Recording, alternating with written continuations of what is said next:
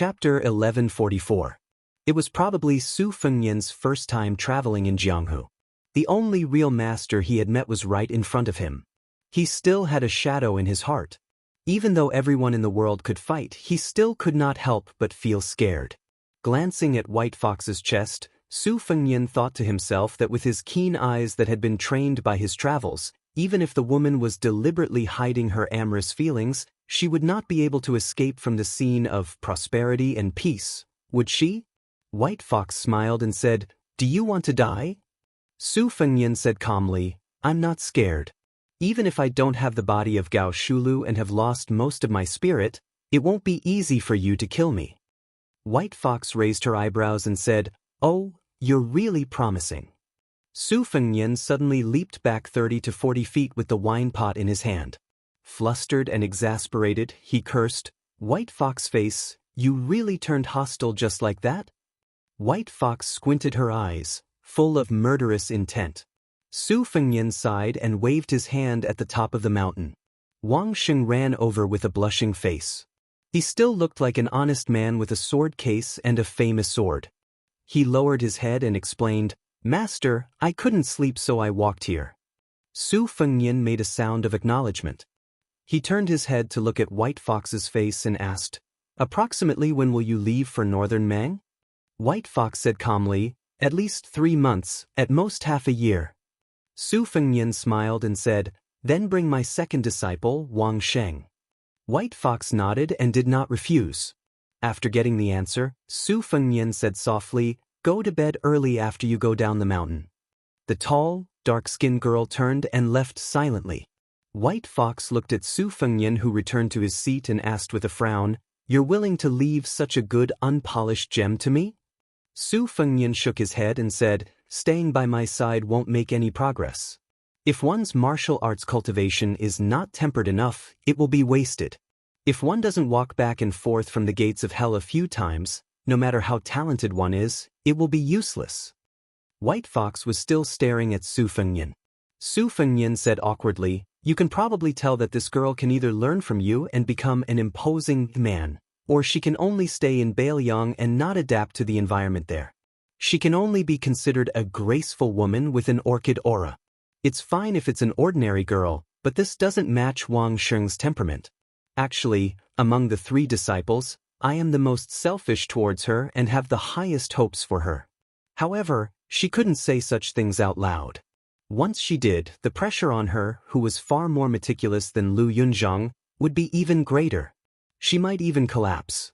When Wang Sheng followed you through northern Liang and arrived at northern Mang, he was able to borrow the vigorous wind and masculine energy unique to the frontier fortress to concentrate all of his energy in one go. This is much more direct and effective than any verbal instruction or reading through secret manuals. Su Fengnian swirled his wine glass and smiled. "Of the 3 disciples, I will take Lu Yuanlong with me, otherwise I won't be at ease.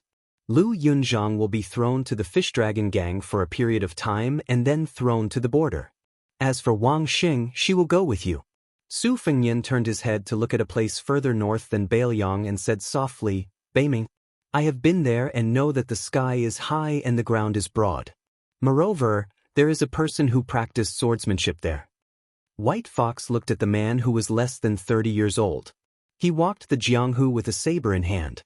After all, it was just for revenge. What was the purpose of drinking the horse in the north?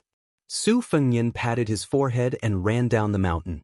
White Fox looked at him with disdain. What else could this guy be doing down the mountain in such a hurry? Wutangen was full of women. Su Fengnian did go to Wutangen, but he didn't have any obscene thoughts. The 2 future concubines of Mount Qingliang, Wang Chudong, who was only second to his second sister, went to give lectures at an academy in Liangzhou. Lu Qingyan was burdened by her troublesome family and had to work hard. She could only stay in Wutangen to accumulate merits for the Lu family's disciples. It was a bit like making up for her mistakes. Even Su Weisheng had mentioned that Su Fengnian must go to the courtyard to see his poor sister-in-law who was not well received by her in-laws. Su Fengnian walked into the elegant and quiet courtyard where the lights never went out at night. He felt a little sad and thought of the exquisite maids, Green Ant, and the others. They had no choice but to live in a different Jianghu. They were not young and vigorous at all. From the beginning to the end, there were only cold schemes and betrayals. Su Fengnian didn't rush into the house. He looked around the familiar courtyard where the lights were as bright as day and the smiles of those young women lingered. He wondered if they were really happy when they played here year after year. Tonight, Lu Qingyan and a third-rank maid, Xian Gu, were on duty. The 3 tables were piled up like a mountain. Xian Gu grew up in Wutangan since she was young, so Su Fengnian was very familiar with her. At this moment, she was concentrating on holding a sharp stone badger pen. The pen was heavy with ink, but the ink was evenly spat out evenly. It was easy to write for a long time, and it had always been Xian Ji's favorite pen. Probably because she was hesitant about something, she didn't dare to write for a long time. The tip of the pen dipped in ink had already drawn ink stains of different shades on her face. She was completely unaware, like a cat with a dirty face. Other than Xian Gu, there was another fresh face. Su Fengnian knew that she was a young girl that second sister had carefully selected. Her name was Jun Qiu, and she could be considered a newcomer in Wutangan. The secret files in her hands were somewhat cruder than the senior Xian Ji's. She was originally using her 5 fingers to hold her other wrist and gently turned it. Very quickly, she saw the figure of the king of Bailiang and jumped in shock. She was about to spring up and solemnly pay her respects. Xian Gu also came back to her senses. Su Fengnian made a gesture to them to keep quiet and quietly walked to the innermost table. He saw the young woman who was more unfamiliar than familiar leaning over the table and sleeping. Her slender shoulders and light snoring sounds indicated that she was exhausted. Su Fengnian gently moved a chair over and sat beside her. He looked at the piles of official documents that had been neatly placed after being signed and then carefully sorted out. Her arms were pressed against a document that had not yet been written. Su Fengnian lowered his head to look. It was an official document from Liuzhou. It talked about the large change of personnel that was currently being carried out in secret. Batch after batch of refugees were being moved into the prosperous Lingzhou in an orderly manner. Then, the foreign scholars who did not have a seat in the Liuzhou officialdom would be moved into Liuzhou to become officials and officials. Su Fengnian pulled back his gaze and seriously sized up this Qingzhou woman that he had always been distant from. She wore a small flowery brocade dress that was like when in Rome. It was far from the layers of soft and tender clothing of Jiangnan women. The temperature difference between day and night in Bailiang was extremely large. There was a light green overcoat that was used to keep out the cold hanging on the back of the chair. It was probably because she had slept in a hurry that she forgot to put it on. Thus, when she slept, she unconsciously hugged her arms tightly. Most likely she did not sleep well. Su Fengnian sighed. He carefully took out the overcoat and covered her with it. Of course, Su Fengnian knew that this was the woman from the Lu family that even Lu Feiqi, who was the pillar of the country, adored and admired from the bottom of his heart. Lu Qingyan was very smart. It was because of her intelligence that she could feel that the Su family, from Su Shao to Su Weisheng, as well as her husband, favored Wang Chudong more than her. However, such a woman who had never shown any grievances or hidden bitterness had even pulled out a sword to kill people outside the new Lu family ancestral hall. Not only the old and young of the Lu family, but even her father would probably be dissatisfied. Although it was inevitable that a married daughter would be like spilled water, her elbows were too biased towards the Su family. She actually did not let the Lu family, her maiden family, gain any advantage. Anyone would inevitably criticize her silently. Then why did she, Lu Qingyan, marry into the Su family? The Lu family had gone through untold hardships and came to this poor place to settle down. Shouldn't they enjoy some good fortune and bask in some glory? Su Fengnian sat next to Lu Qingyan and began to personally annotate the official documents. During this time, the third-rank maid, Xian Gu, tiptoed over and whispered that Miss Lu wanted her to wake her up in half an hour. Su Fengnian waved his hand. In the dead of night, only the tip of the brush could be heard as it brushed across the Xian paper. The new maid, Jun Qiu, would occasionally pluck up her courage and turn her head to sneak a peek at the extremely wealthy young man. When the sky outside the window turned white, Su Fengnian finished annotating all the official documents and quietly walked out of Wuchang. Jun Qiu did not feel sleepy the entire night. Every time she peeked, she could not see how this elegant young vassal king could kill that martial emperor city's city lord. That was an old monster who had lived for 100 years. Xian Gu, who had not dared to make a sound, took a pile of waste paper and threw it at the ignorant maid. The latter playfully stuck out her tongue. When Lu Qingyan woke up in a daze, Su Fengnian had already left the city and rushed to the border. She only saw that the mountain of documents on the table had been emptied. ####. There are two things. First, there will be an event hosted by Baidu's official Tieba forum in the evening. It will be held from 8 to 10. Those who have time can participate. Second, I haven't asked for votes in a long time. I definitely have more than half a year. Snow will probably be finished in 3 to 4 months. I also hope to update more in these few months. Of course, the first prerequisite is that I have to update more in June. Therefore, I plan to give it a try. In June, I hope that those who have a monthly red ticket can support me. It seems that next month is the 2nd anniversary of Snow. I still haven't become a eunuch. I'm actually finishing the chapter. Snow is almost 2.5 million words. I don't have an update target for the entire month in June. I'll try to be a monk for a day and strike the bell for a day. As for you guys, you don't act until you see the hair. You can choose to start voting after I guarantee that I'll update at least one chapter.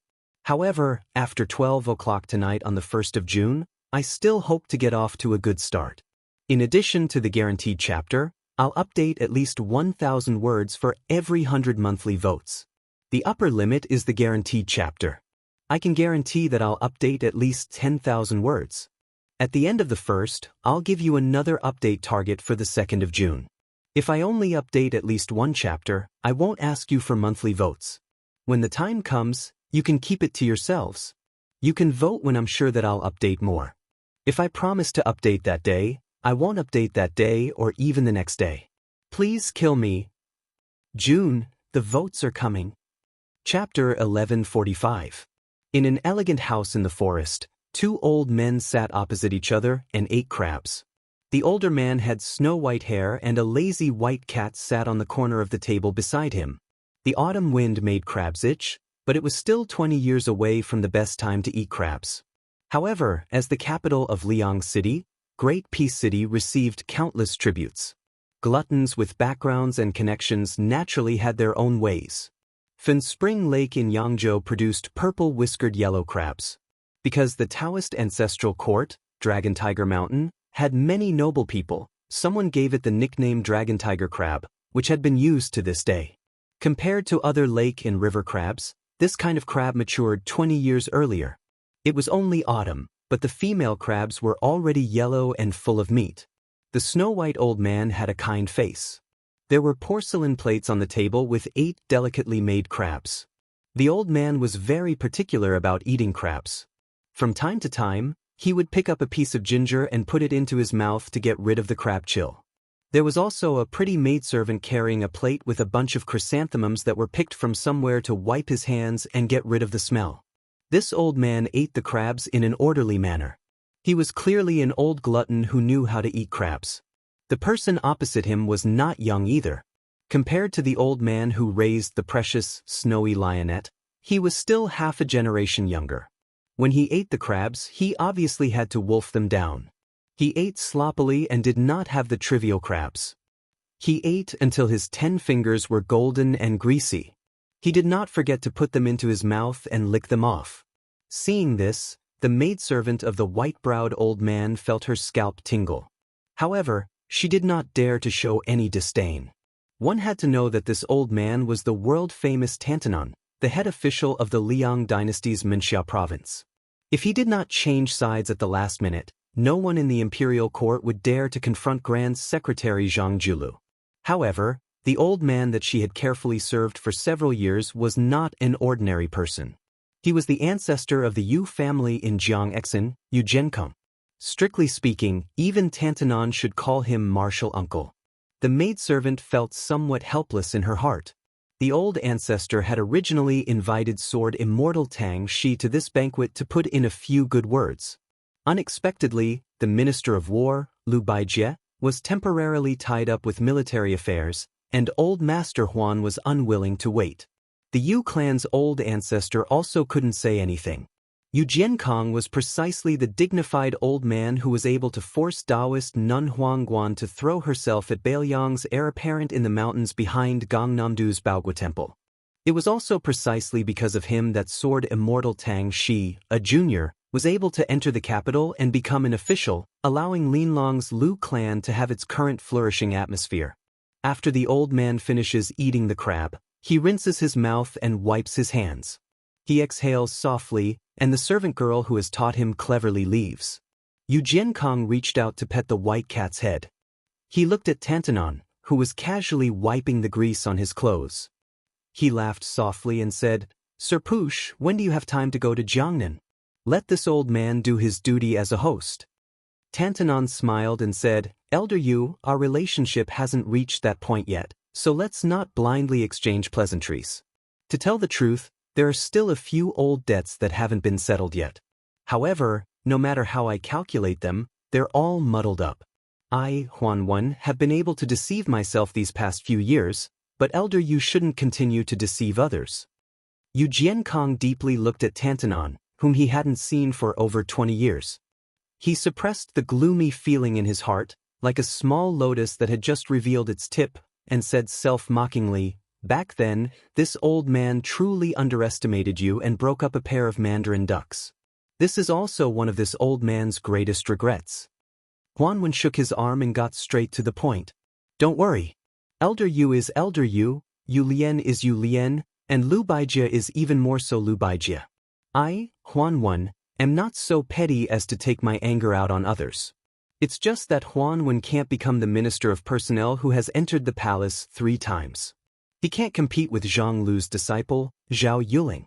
I, Huanwen, am indeed one of the obstacles, but it's not because of personal grudges. It's just that Yu Lian, this wooden pillar, can't support the Ministry of Personnel. If it were a yamen like the Ministry of Revenue or the Ministry of Works, Huanwen could still turn a blind eye to it. However, if he wants to take control of the Ministry of Personnel, which is about to be raised in rank, then he, Yu Lian, will have to pray that thick smoke will rise from his ancestors' graves." The elderly head of the Yu family, who had been indirectly scolded, smiled. He didn't get angry, and it wasn't that he was deliberately concealing his anger. It was just that the old man with snow-white eyebrows really wasn't angry. Huanwen continued bluntly, "The Ministry of War was incompetent and made the Guangling Road a mess, giving Chao Chongqing an opportunity to easily wipe them out. I, Huanwen, have a bit of resentment in my heart. If I don't scold the Minister of War, Lu Baijie, who else can I scold? If you want to blame someone, blame him for sitting in that position. If it were Gu Jiantang or Chen Jibao, I'd scold them all the same. Of course, Lu Baijie hasn't been an assistant minister for long, and he hasn't even warmed up from the position of minister yet. He's been scolded quite wrongly this time. Even Yu Jiankong didn't know whether to laugh or cry. He said helplessly, "You don't just scold people with your mouth. You also hit people. Right now, the entire world knows that Sword Immortal Tangshi was almost kicked in the chest by you, Lord Poosh." Huanwen slapped the table and said angrily, "I'm just a bag of old bones, and I almost sprained my ankle. Who am I supposed to judge?" Yu Jiankong sighed. He didn't plan on tangling with this scoundrel over this matter. Everyone in the court knew that it wasn't important whether or not Tantanon kicked Minister Lu.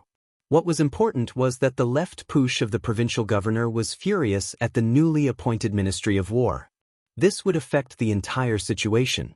Even if Lu Baijie was highly regarded by the emperor, if he gave off a terrible impression of being hated by Tantanon, then Lu Baijie's ambitions would be hindered in many ways. Even if he could succeed, it would be greatly reduced. The hearts of the people in the Ministry of War were already wavering, and the Ministry of Appointments, which had been suppressed for a long time, showed signs of rising again. As the new leader of the Jiangnan scholar group, Lu Baijie, who had a clear reputation, originally even had hopes of reaching greater heights and not being constrained by the Ministry of War. In the end, he was kicked by Huan Wen, and everything changed. Among the Jiangnan scholars, there was Yu Jiankong, who had once been evaluated, but weren't there just a few old fellows hiding behind the scenes in Jiangnan? Yu Jiankong could pick up and let go. He asked, "Then what about Su Gong?" Huan Wen glanced at Yu Jiankong and said unhappily, "I'm not a green-eyed child. It's not difficult for me to hinder someone's future, but I can't and don't want to do the work of promoting someone else. Elder Yu has picked up the wrong pig head and entered the wrong temple.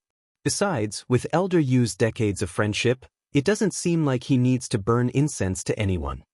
In the past, the Guma Su family was propped up by two pillars. The outstanding dragon general Su Gong was outside, and Su Shufei was inside. Unfortunately, because the latter was Su Zhao's eldest daughter, she was caught by the empress and thrown into the cold palace. She probably wouldn't be able to see the light of day for the rest of her life. When she went to Changchun Palace, not only did the Guma Su family suffer a great blow, the entire Jiangnan scholar group was seriously affected. Aristocratic families were bound together for good or ill. This had been the case since ancient times. At the time, Su Shufei had just fallen out of favor.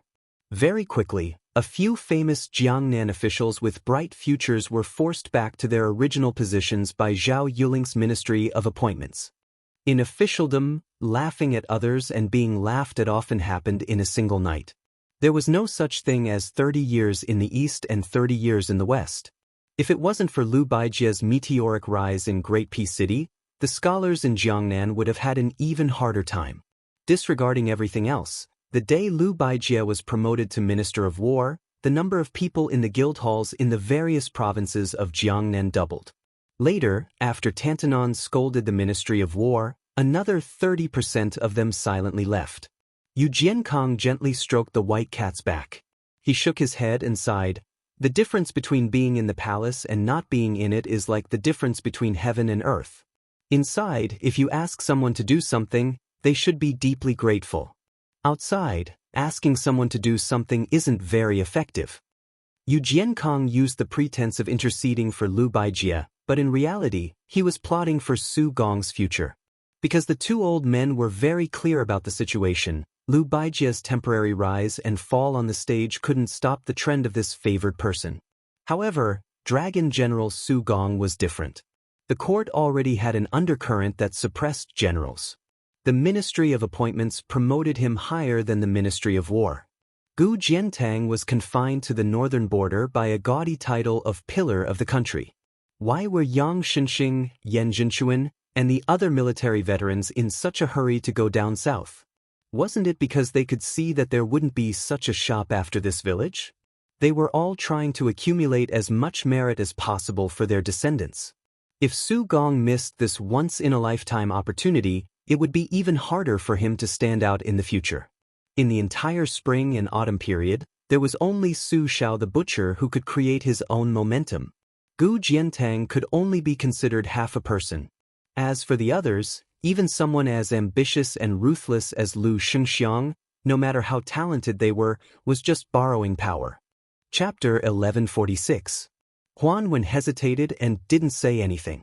Yu Jiankong was stunned. This fellow had never been one to drag his feet, yet he was actually hesitating about something? The old ancestor's expression immediately turned serious. Huan Wen suddenly asked an inexplicable and unrelated question. "Elder Yu, how many years do you have left to live? How about 15 years?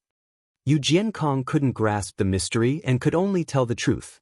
He smiled and said, "I don't dare to think too much about 15 years, but I definitely won't be able to lie down in a coffin within 10 years. Huan Wen nodded and said in a deep voice, "All right. Then I, Huan Wen, will make an exception and help Su Gong say a few words. Within 3 years, I will definitely make him a general with real power. To be honest, if we follow the way you Jiangnan scholars operate, Su Gong won't be able to get promoted. Only death awaits him. As repayment, Yu Jiankong will have to write 2 words for someone before you die." Yu Jiankong frowned and was somewhat puzzled. Huan Wen used his finger to write 2 words on the table, then stood up and left. Yu Jiankong looked at the empty table without any words and didn't send Tantanon off. After a long silence, he sighed and said, By Yenhu, with such a good friend, what is there to be afraid of in death?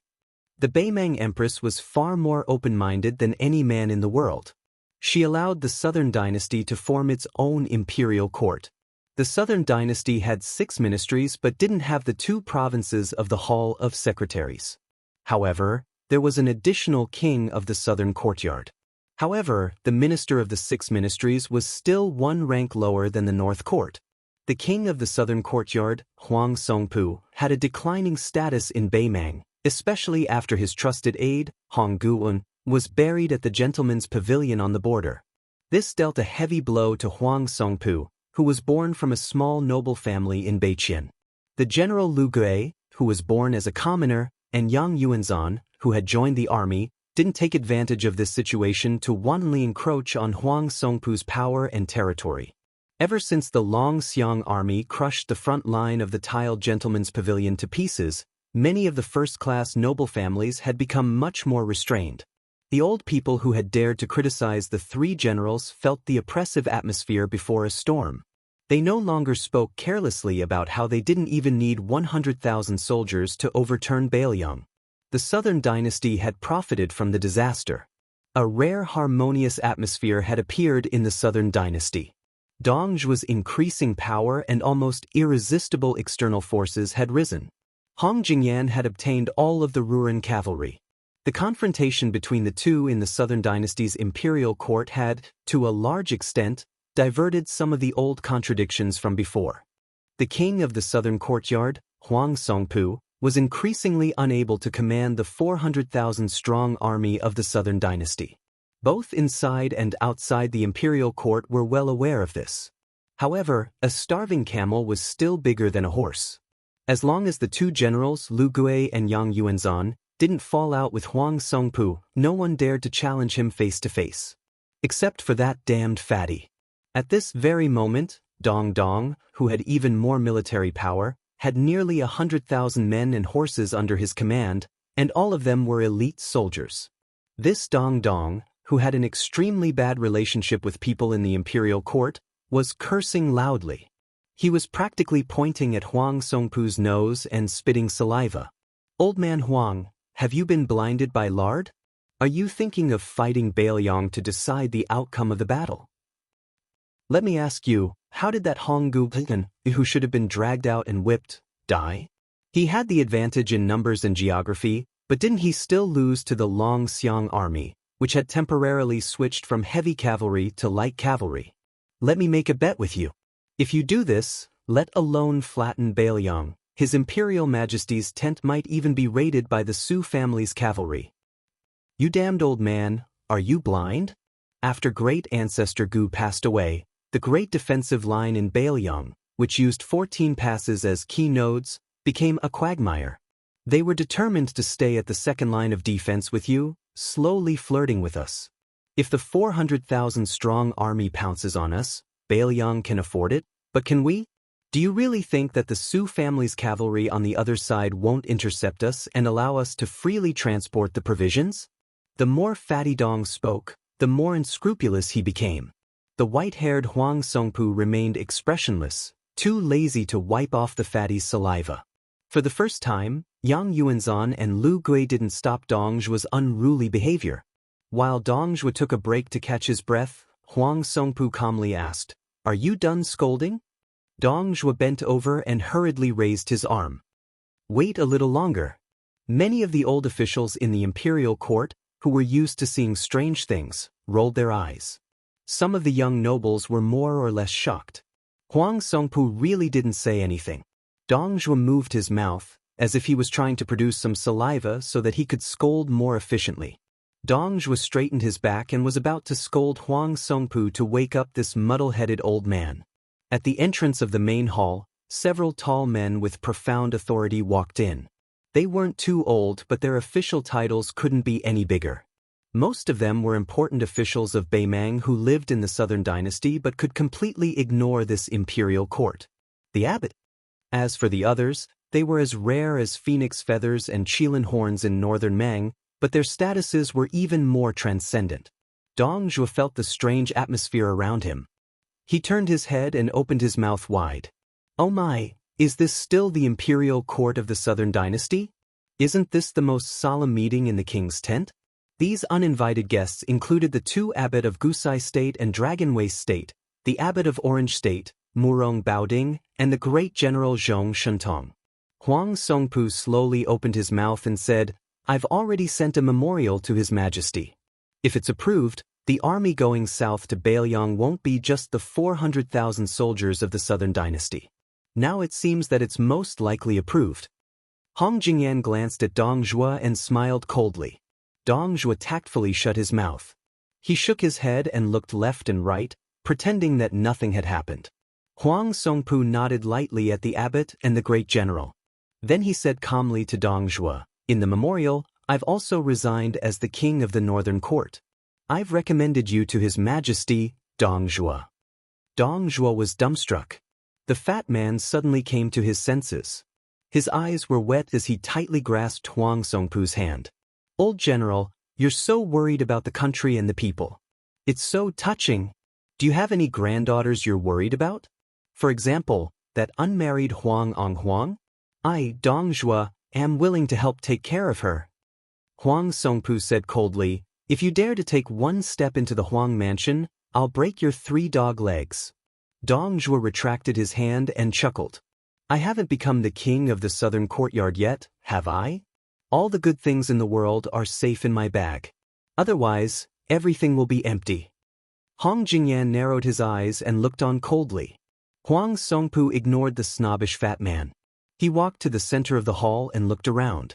The white-haired old man who had been on the battlefield for half his life was probably no longer the king of the southern court. He didn't say anything and just clasped his hands. Not only the generals who had made great contributions on the battlefield, but even the civil officials also clasped their hands subconsciously to return the greeting. On the border of Bailiang, a cavalry troop slowly moved forward. There were more than 50 riders. No one was anyone's retinue. Everyone had an official position. Among them was the Bailiang governor Chu Lushan, Bailiang's cavalry commander Yuan Zuozong, infantry commander Yan Wenlan, as well as the infantry and cavalry deputy commanders Ancestor Gu, Zhou Kong, He Zhonghu, and Qin Yunchue, Su Zhao's second son Su Longxiang, Liangzhou General Shifu, Lingzhou General Han Laozhan, Yuzhou General Huang Fucheng, as well as Wang Ji and Jiao Wui and a few new deputy generals. Next were the commanders of the various brigades, as well as more than a dozen captains who guarded the important passes in Bailiang. Tongguan Captain Wei Zhuqing, Exon Horse, Weak String Captain Li Maozhen, Fengqiu Captain Zhu Boyu, North Country Captain Ren Chunyun. There was also a large group of newly promoted border captains. Without exception, they were all strong men around 30 years old. They all had military achievements and their eyes were resolute. Leading them was the king of Bailiang, Su Fengnian. How did the northern Liang, which many people mistakenly thought was lacking in manpower, produce so many young and strong generals after careful investigation? Such a lineup was enough to make enemies of any status feel their hair stand on end. The 50 cavalrymen tacitly lined up at the top of a high slope. They quietly looked down at Beimang. Yan Wenlan suddenly laughed loudly and said, "Old guys over 40 years old, take a step back and let the young people take the lead. How about it?" Ancestor Gu, Qin Yunchue, and the other old guys looked at each other and smiled, silently retreating. This cavalry troop was slightly uneven. However, their majestic aura did not decrease at all. Because on the front line, there were more than 30 people. Whether it was Liang or Beimang, it seemed that it was impossible to bring out so many young and strong generals who could fight on the same front at the same time. It was even more impossible to make Yan Wenlan and the other famous generals of the spring and autumn period willingly cover the rear. The young king holding an iron spear used the tip of the spear to draw a horizontal line on the ground at the same level as the front horse's hooves. Chapter 1147. In the desert, 500 cavalry against 500 cavalry. The two sides were all lightly armored elite cavalry. They did not have bows or crossbows, and the only weapon in their hands was a wooden pole. One side was the elite cavalry from Yuan Zuozong's Ji Bei camp, and the other side was He Zhonghu's Iron Monument camp. The reason why the two sides were practicing martial arts here was not because the group of Northern Liang elders in the distance wanted to see the battle prowess of Northern Liang with their own eyes. Instead, it was for a reason that even those outside the Northern Liang path would find inconceivable. Horse competition. Bailiang placed the most importance on horse management, and there were pastures all over the place. Among them, Yanji pastures sent out the most horses, producing 1,600 horses a year, of which around 300 could be used for cavalry. This was a shocking number in the Liyang imperial court. One must know that even though Nanjing had 7 pastoral supervisors in 3 prefectures, it was barely the same number. Of course, the pastures in the south of the capital were inferior and the horse management was poor. Bailiang's Xianli pastures were the best. Over the years, the number of horses allocated to the elite cavalry units of Northern Liang had never changed. However, the quality of the war horses sent from the various pastures was very particular. Even when Huaihua's great general Zhong Hongwu held the power of the cavalry, he could not control the allocation of good horses. He had to follow a rule, and that was that every cavalry in Bailiang had to fight in pairs. If they won, they would take the good horses. If they lost, they could only eat the leftovers of others. A few cavalry troops with over 10,000 people would choose 800 cavalry each time. Another cavalry troop with similar combat strength would choose elite soldiers and fight each other. The flag-holding camp would send out 500 people, and the small camp would send out 200 to 300 people. Bailiang claimed to have 300,000 cavalry, but it was referring to the total strength. Naturally, it could not be all cavalry. In fact, the total number of Bailiang cavalry had always been between 100 and 150,000. Otherwise, unless Liang sent all the horses in the world to Bailiang, it could not support the Su family cavalry. Based on historical records, the Great Feng dynasty, which had always been crowned as the most prosperous after the Great Qin dynasty, only had 800,000 horses in the 30 years from Zhenyuan to Linda. Furthermore, Bailiang's most elite cavalry always had 2 or even 3 horses per person. This was an extremely exaggerated matter in the 2 Liao provinces where the horse source was relatively abundant. Horses were the foundation of armors and weapons, the most important weapon of the country. The current commanders of Bailiang's cavalry were Yuan Zhuozong, the veteran deputy commander He Zhonghu, and the Zhou partridge Zhou Kong, who was promoted last year. Out of the Su family's 140,000 cavalry, Yuan Zhuozong did not lead any personal troops other than the 3 old battalions that existed before Su Shao became the king of Bailiang. Excluding the Great Snow Dragon Cavalry and the Longxiang Army, He Zhonghu led the left cavalry of 40,000, and Zhou Kong led the right cavalry of 30,000. The Jibei Battalion was one of the old battalions of Bailiang and was directly under the command of the great commander Yuan Zhuozong. The Jibei Battalion's name had a deep history. After Su Shao became the vassal of Bailiang, Jizhou, where the Han family ruled, was the largest source of horses outside Bailiang. During the Spring and Autumn War, Su Shao formed many good relationships with the Han family. Later on, the entire Han family was executed, not only because they had offended the old Grand Secretary of the previous dynasty, but also because the Liang imperial court had long coveted the vast pastures of Jizhou. Thus, they could legitimately send good war horses to the northern defense line. However, the Han family's words carried enormous weight in Jizhou, and they never tampered with the numbers.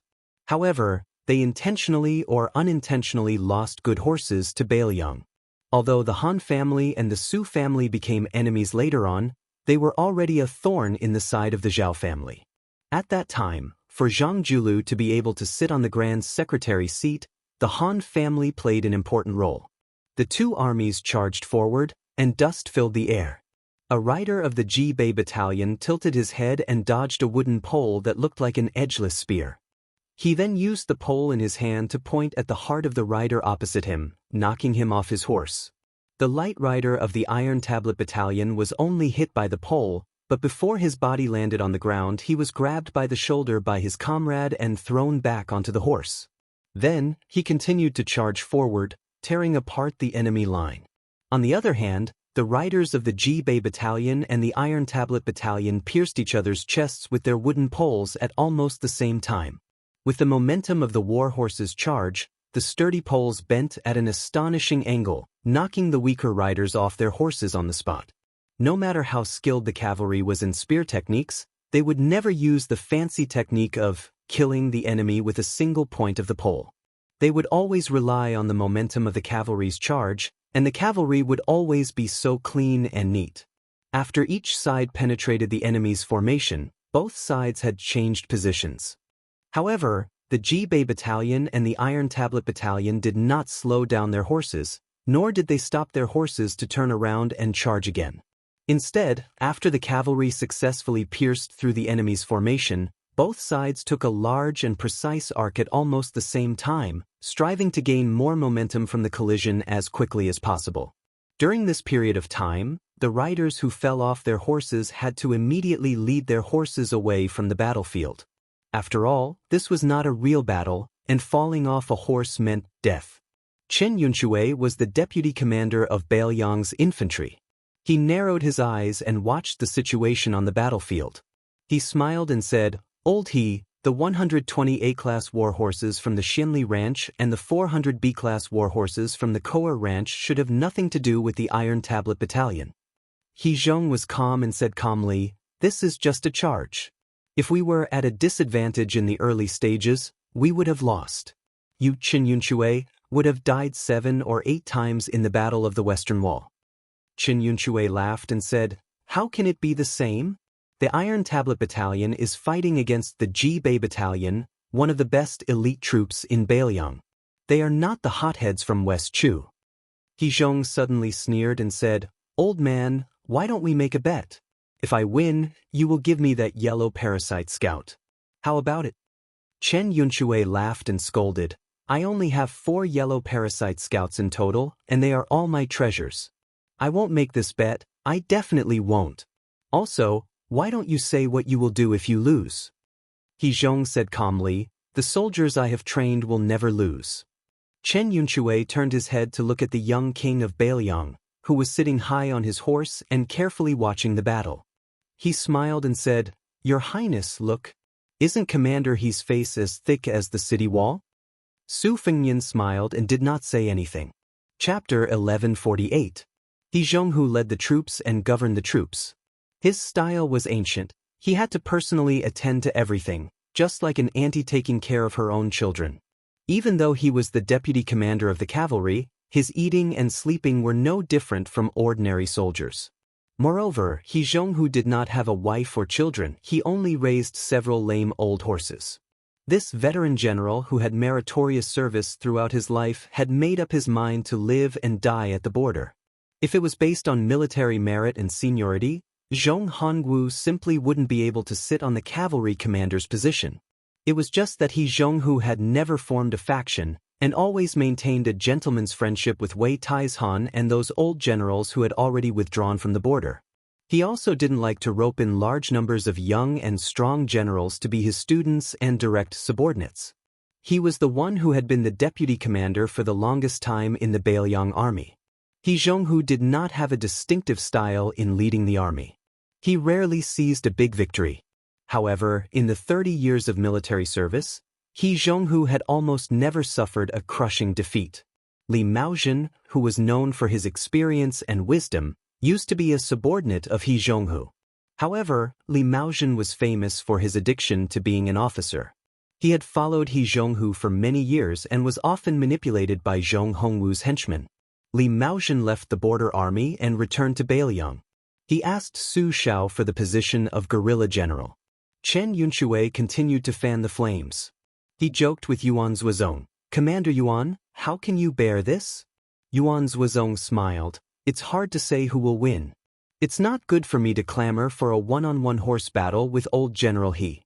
After all, you are old and weak." He Zhonghu suddenly glared at him, "Yuan Zuozong, if you were 20 years younger, believe it or not, I could beat you down with one hand." Yan Wenwan, who looked thin and small, laughed, "Bullsh*t. Whether it's a horse battle or a foot battle, He Zhonghu can't beat Commander Yuan even if he has 3 heads and 6 arms." He Zhonghu was the most respected person in the Bailiang army. Yan Wenwan, who had joined the army at the same time as He Zhonghu, did not refute after his identity was exposed. Chu Lushan, who was about 400 pounds of fat, did not ride a horse. He stood beside Su Fengnian's warhorse and said calmly, "Just now, we received a spy report that great General Zhong Shentong and Gu Sarangio prefectures appeared in the imperial court of the Southern Dynasty. It can be considered as a farewell for Huang Songpu, who resigned as the king of the Southern Courtyard. Moreover, the one who replaced the position was not Tuoba Bodhisattva or Murong Baoding as originally expected.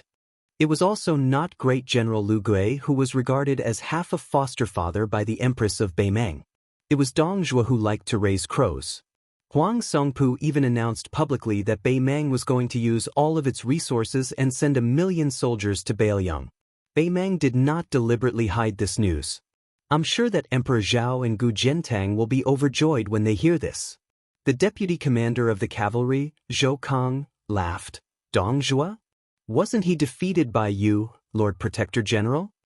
Zhou Kang, who was the only one standing, rubbed his hands and laughed. Back then, there was still a bit of luck involved.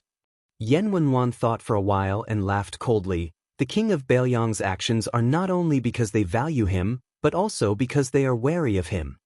Chu Lushan nodded and said slowly, "Little Fatty Dong has always been treated as half a son by that old woman. It would be more reassuring to hand over the military power of the Southern Dynasty to a young man like him who doesn't have a deep foundation." However, this fellow had an entire 100,000 elite personal guards who only knew the word Dong, but not Northern Mang. Even an old woman would have to think twice before doing so. Dong Zhuo is a slippery person. If he doesn't take the lead as the king of the Southern Courtyard, once the war starts, with his temperament of not acting until he sees a rabbit, even if he is forced to take the field, he will definitely not put in any effort. When the time comes, both Liang Mang and Bei Mang will suffer heavy losses.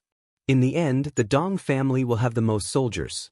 In this way, even if Dong Zhuo doesn't have any ambition, he will still have to be ambitious. Su Fengnian said, "I heard that Dong Zhuo has always regarded you as an irreconcilable enemy." Dong Zhuo said cheerfully, "That little fatty thinks so, but Lu Qiu doesn't think so of him."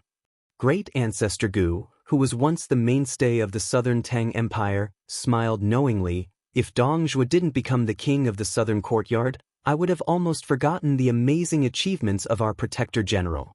Chu Lushan raised his fat arm and waved it gently. He pretended to be shy and said, "A real man doesn't talk about his past achievements." Su Fengnian, who couldn't stand it anymore, raised his foot and gently kicked Chu Lushan's shoulder. He said, "The Iron Tablet Camp won, but there are only 21 cavalrymen left on horseback." Everyone looked over. It was indeed so. The 21 cavalrymen of the Iron Tablet Camp raised one arm at the same time and calmly accepted the thunderous cheers. He Zhong suddenly laughed heartily. He looked at Yuan Zhuozong, who was not far away. The latter's eyes were clear and he nodded to the old man. Then He Zhong suddenly rode forward and shouted to those men, "Come, the old rules, take your wives." The excellent war horses of the Xianli Ranch and the Koer Ranch, under the leadership of the shepherds, slowly galloped out from the side of the battlefield where the dust had settled. The 500 cavalrymen cheered and yelled. They dismounted and welcomed the new wives. Some of the cavalrymen of the Iron Tablet Camp made a series of dizzying somersaults while galloping forward. Some of them were kicked on the buttocks by their comrades behind them and fell flat on their faces. The 500 cavalrymen were so happy and noisy. Beiliang's horses had always been the wives of Beiliang's valiant soldiers, who would complain about having too many war horses that were rarer than beautiful women. Su Fengnian looked at the 500 cavalrymen of the Ji Bei camp. Everyone was holding their horses and standing in silence. Su Fengnian squeezed the horse's belly and went out alone. He first went to the Iron Tablet camp, who were busy selecting war horses. He signaled them to not salute and let them continue to pick their wives. He quietly waited for them to finish selecting. When everyone got on their horses, he looked at one of the cavalrymen who had killed the enemy the most. Su Fengnian took the new cold saber from his waist and threw it up high. The young and burly cavalryman caught the cold saber. He was stunned at first. Then his face turned red and tears filled his eyes. He shouted and raised the saber up high. Su Fengnian still rode forward. He came to the front of the Jibei camp and dismounted. He led the horse forward and handed the reins to the leading cavalryman. Chapter 1149. In autumn, Su Fengnian's trip to the north took about 20 days. Most of the time, he strolled leisurely around Jinyuan, Qinghe, Zhongzhong, and Huaiyang. During this period, Yan Wenluan, Chen Yunshui, and a few other veteran generals with heavy military duties gradually left. Then, Han Laozhan, Huang Fuqian, and the other provincial generals and deputy generals left for the south. Then Wei Shaking, Xan Yinma, and the other captains who had real power in the territory left. Finally, it was the turn of the second-line border army generals and captains who were not stationed here. Huang Laifu, the lieutenant of Huaiyang, wanted to give up his official residence, but the governor-general, who was always fond of extravagance, did not agree.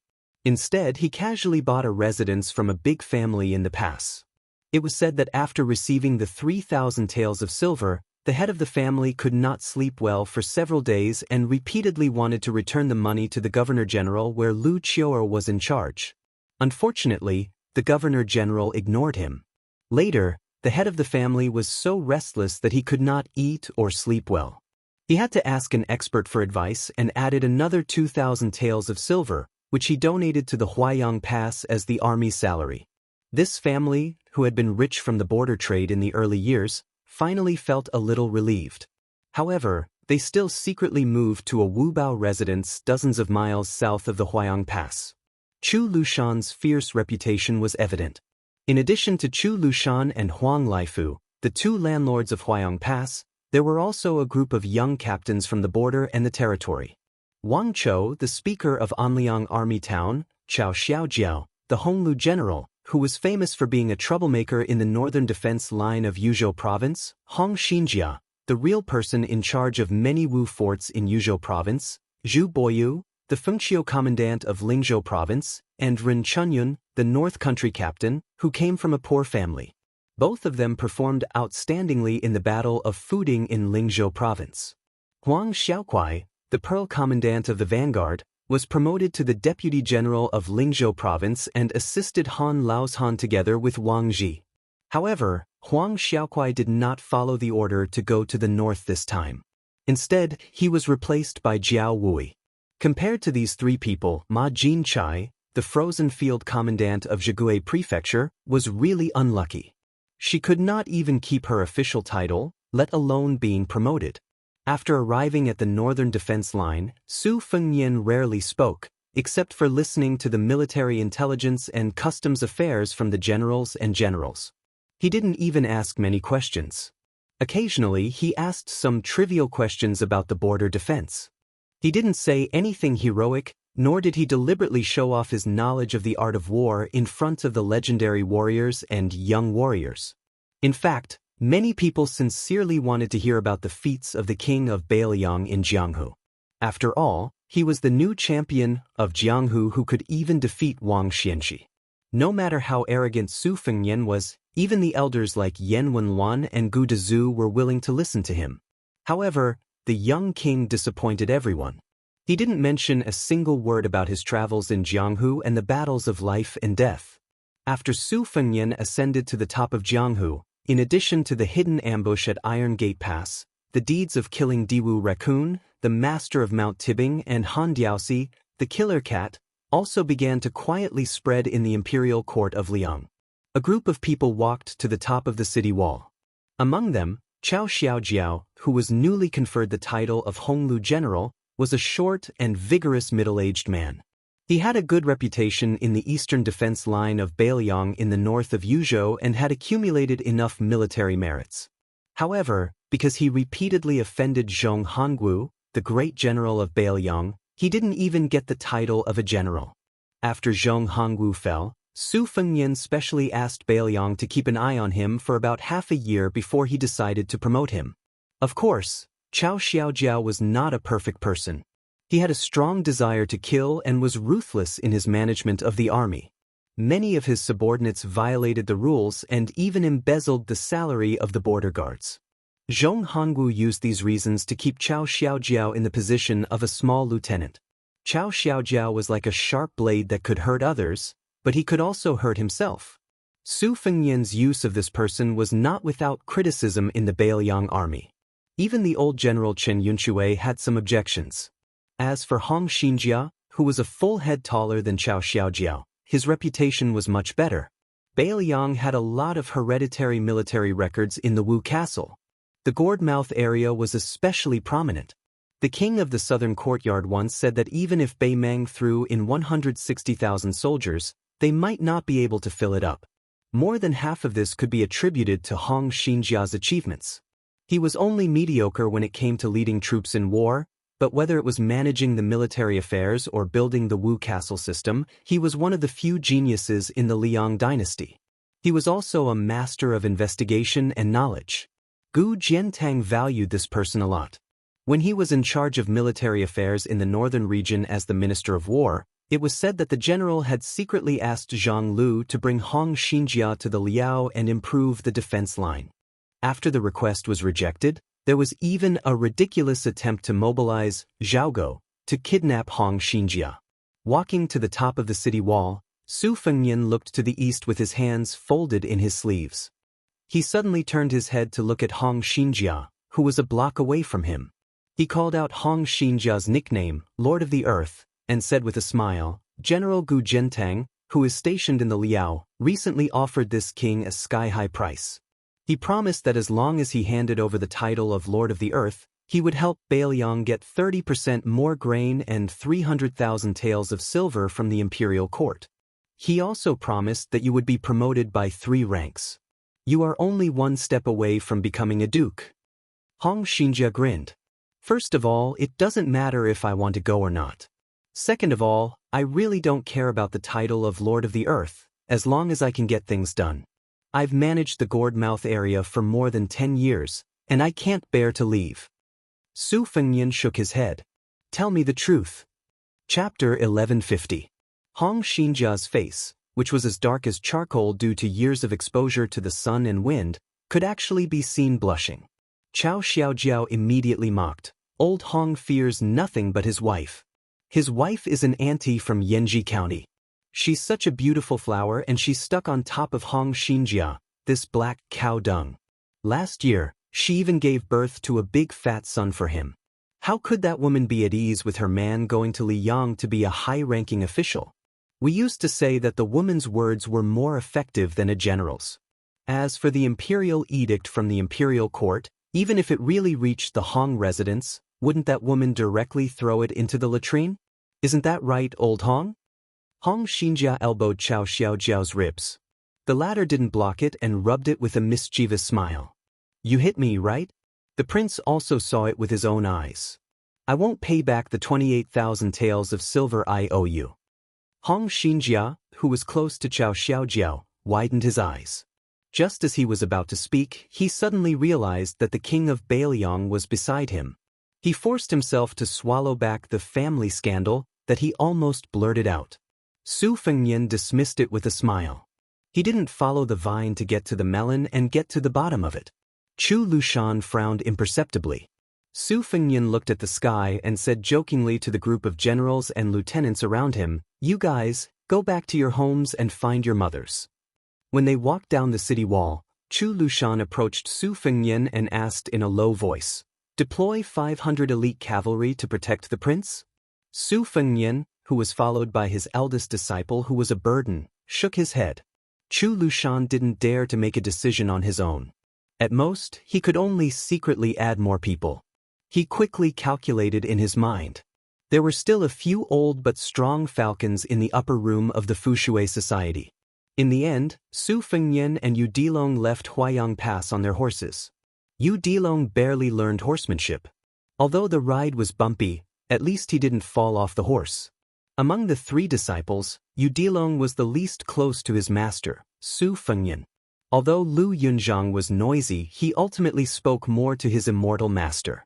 Although Wang Sheng was reticent, he was undoubtedly the one who respected Su Fengnian the most. Only Yu Dilong didn't know how to deal with his master, nor did he take the initiative to get close to him. The only emotion he revealed was a natural fear that came from the bottom of his heart. Su Fengnian had already taught Wang Sheng swordsmanship and Lu Yunzhang fist techniques, but for some reason he didn't carve Yu Dilong, who was better than his junior sister and junior brother in terms of luck and bone. He didn't even let Yu Dilong memorize a set of basic internal energy mantras. Chao Xiaojiao and Hong Xinjia came together and returned together. Because of Hong Xinjia, who was coveted by the Liyang imperial court, Protector General Chu sent half a battalion of cavalry to escort him. Chao Xiaojiao and Hong Xinjia sat across from each other in a carriage. Chao Xiaojiao kept pouring wine. Hong Xinjia hesitated for a moment and finally said, "How can you speak without thinking? Do you really think you don't know that the prince and the protector general don't know that you're covered in shit? Why did you take off your pants on the city wall? Who are you trying to show to?" Chao Xiaojiao cast a sidelong glance at Hong Xinjia, who had spent half his life dealing with dirt and rocks. He smiled and asked, "Do you still remember what you were worried about on the way here?" Hong Xinjia nodded. "Naturally, with your stinky reputation, who would cover you up? Even a handful of yellow mud would be like shit. Since the prince made an exception to promote you, he would normally use both grace and authority. Although I don't have the ability to comprehend things as an official, I still understand this principle. Normally, when the prince meets you, he would give you a few words of warning." Chao Xiaojiao laughed. "That's right, that's common sense. So if the prince were to give me a sincere and earnest lecture, or even give me a torrent of abuse, I would feel at ease. But have you realized that this prince of ours is very strange? From start to finish, he hasn't given me, Chao Xiaojiao, a corrupt and ruthless official, a few words." Hong Xinjia froze and said in surprise, "That's true." Chao Xiaojiao raised his sleeve to wipe his mouth. "That's why I'm afraid. Otherwise, I wouldn't have dared to provoke the prince in front of Demon Chu on the city walls. If that wasn't a slap to Chu Lushan's face, who else would it be?" Hong Xinjia was even more confused. With a blank expression, he asked, "Then if you offend Protector General Chu, won't you also be made to suffer in the future?" Chao Xiaojiao slowly drank a mouthful of wine. "Old Hong, don't worry about it. You wouldn't understand even if I told you. You're just fated to deal with dead things like dirt and rocks. Don't get mixed up in this mess." Hong Xinjia smiled. "No matter what, a promotion is a good thing." Chao Xiaojiao said in a muffled voice, "I, Chao Xiaojiao, will display my abilities according to how high an official I'm given. But if anyone wants me, I'm willing to give up my life. Don't even think about it. There's nothing in the world that's more valuable than life. I'm not an empty-handed little pawn that needs to use my life to fight for my future." Hong Xinjia was half flustered and half angry. "You should just keep these words to yourself and rot in your stomach." Chao Xiaojiao raised the curtain and gazed at the autumn wind sweeping up the yellow sand. Wave after wave, it swept across the desert. Hong Xinjia slapped his thigh and suddenly said, "I remember something. When I was drinking with old General he accidentally let it slip. Do you still remember that day when the two battalions confronted each other and after the victor was decided, the prince gifted him a saber and a horse?" Chao Xiaojiao nodded and smiled. "It's just a little bit of skill to buy people's hearts." Hong Xinjia's expression was rather strange. He whispered, "The prince actually said something at the time." Chao Xiaojiao raised the wine pot and listened attentively. Hong Xinjia said, "It seems like the prince said, 'It's fine as long as you can accomplish something. I don't want you to throw your lives away.'" Chao Xiaojiao said nothing and drank a mouthful of wine. In the autumn wind, the two riders headed south. However, they did not return directly to the provincial capital of Liangzhou. Instead, they turned toward Yanji County of Yuzhou. In the evening of Bishan County, it suddenly began to rain heavily. Su Fengnian, who was drenched like a drowned rat, knocked on the door. He waited for a long time before the door opened. Looking at the woman's cold face, he smiled and said, "I'm hungry." The woman laughed coldly. "What a coincidence. I haven't eaten either." Su Fengnian slipped past the woman holding the umbrella. "I'll go." Yu Dilong would never be able to forget that scene for the rest of his life. At that time, the child only thought that this beautiful woman was either the empress or an expert more powerful than the 10 martial arts referees combined. Otherwise, it didn't make sense. It was also at that time that the flood dragon of the land felt that his master was still alive. Chapter 1151.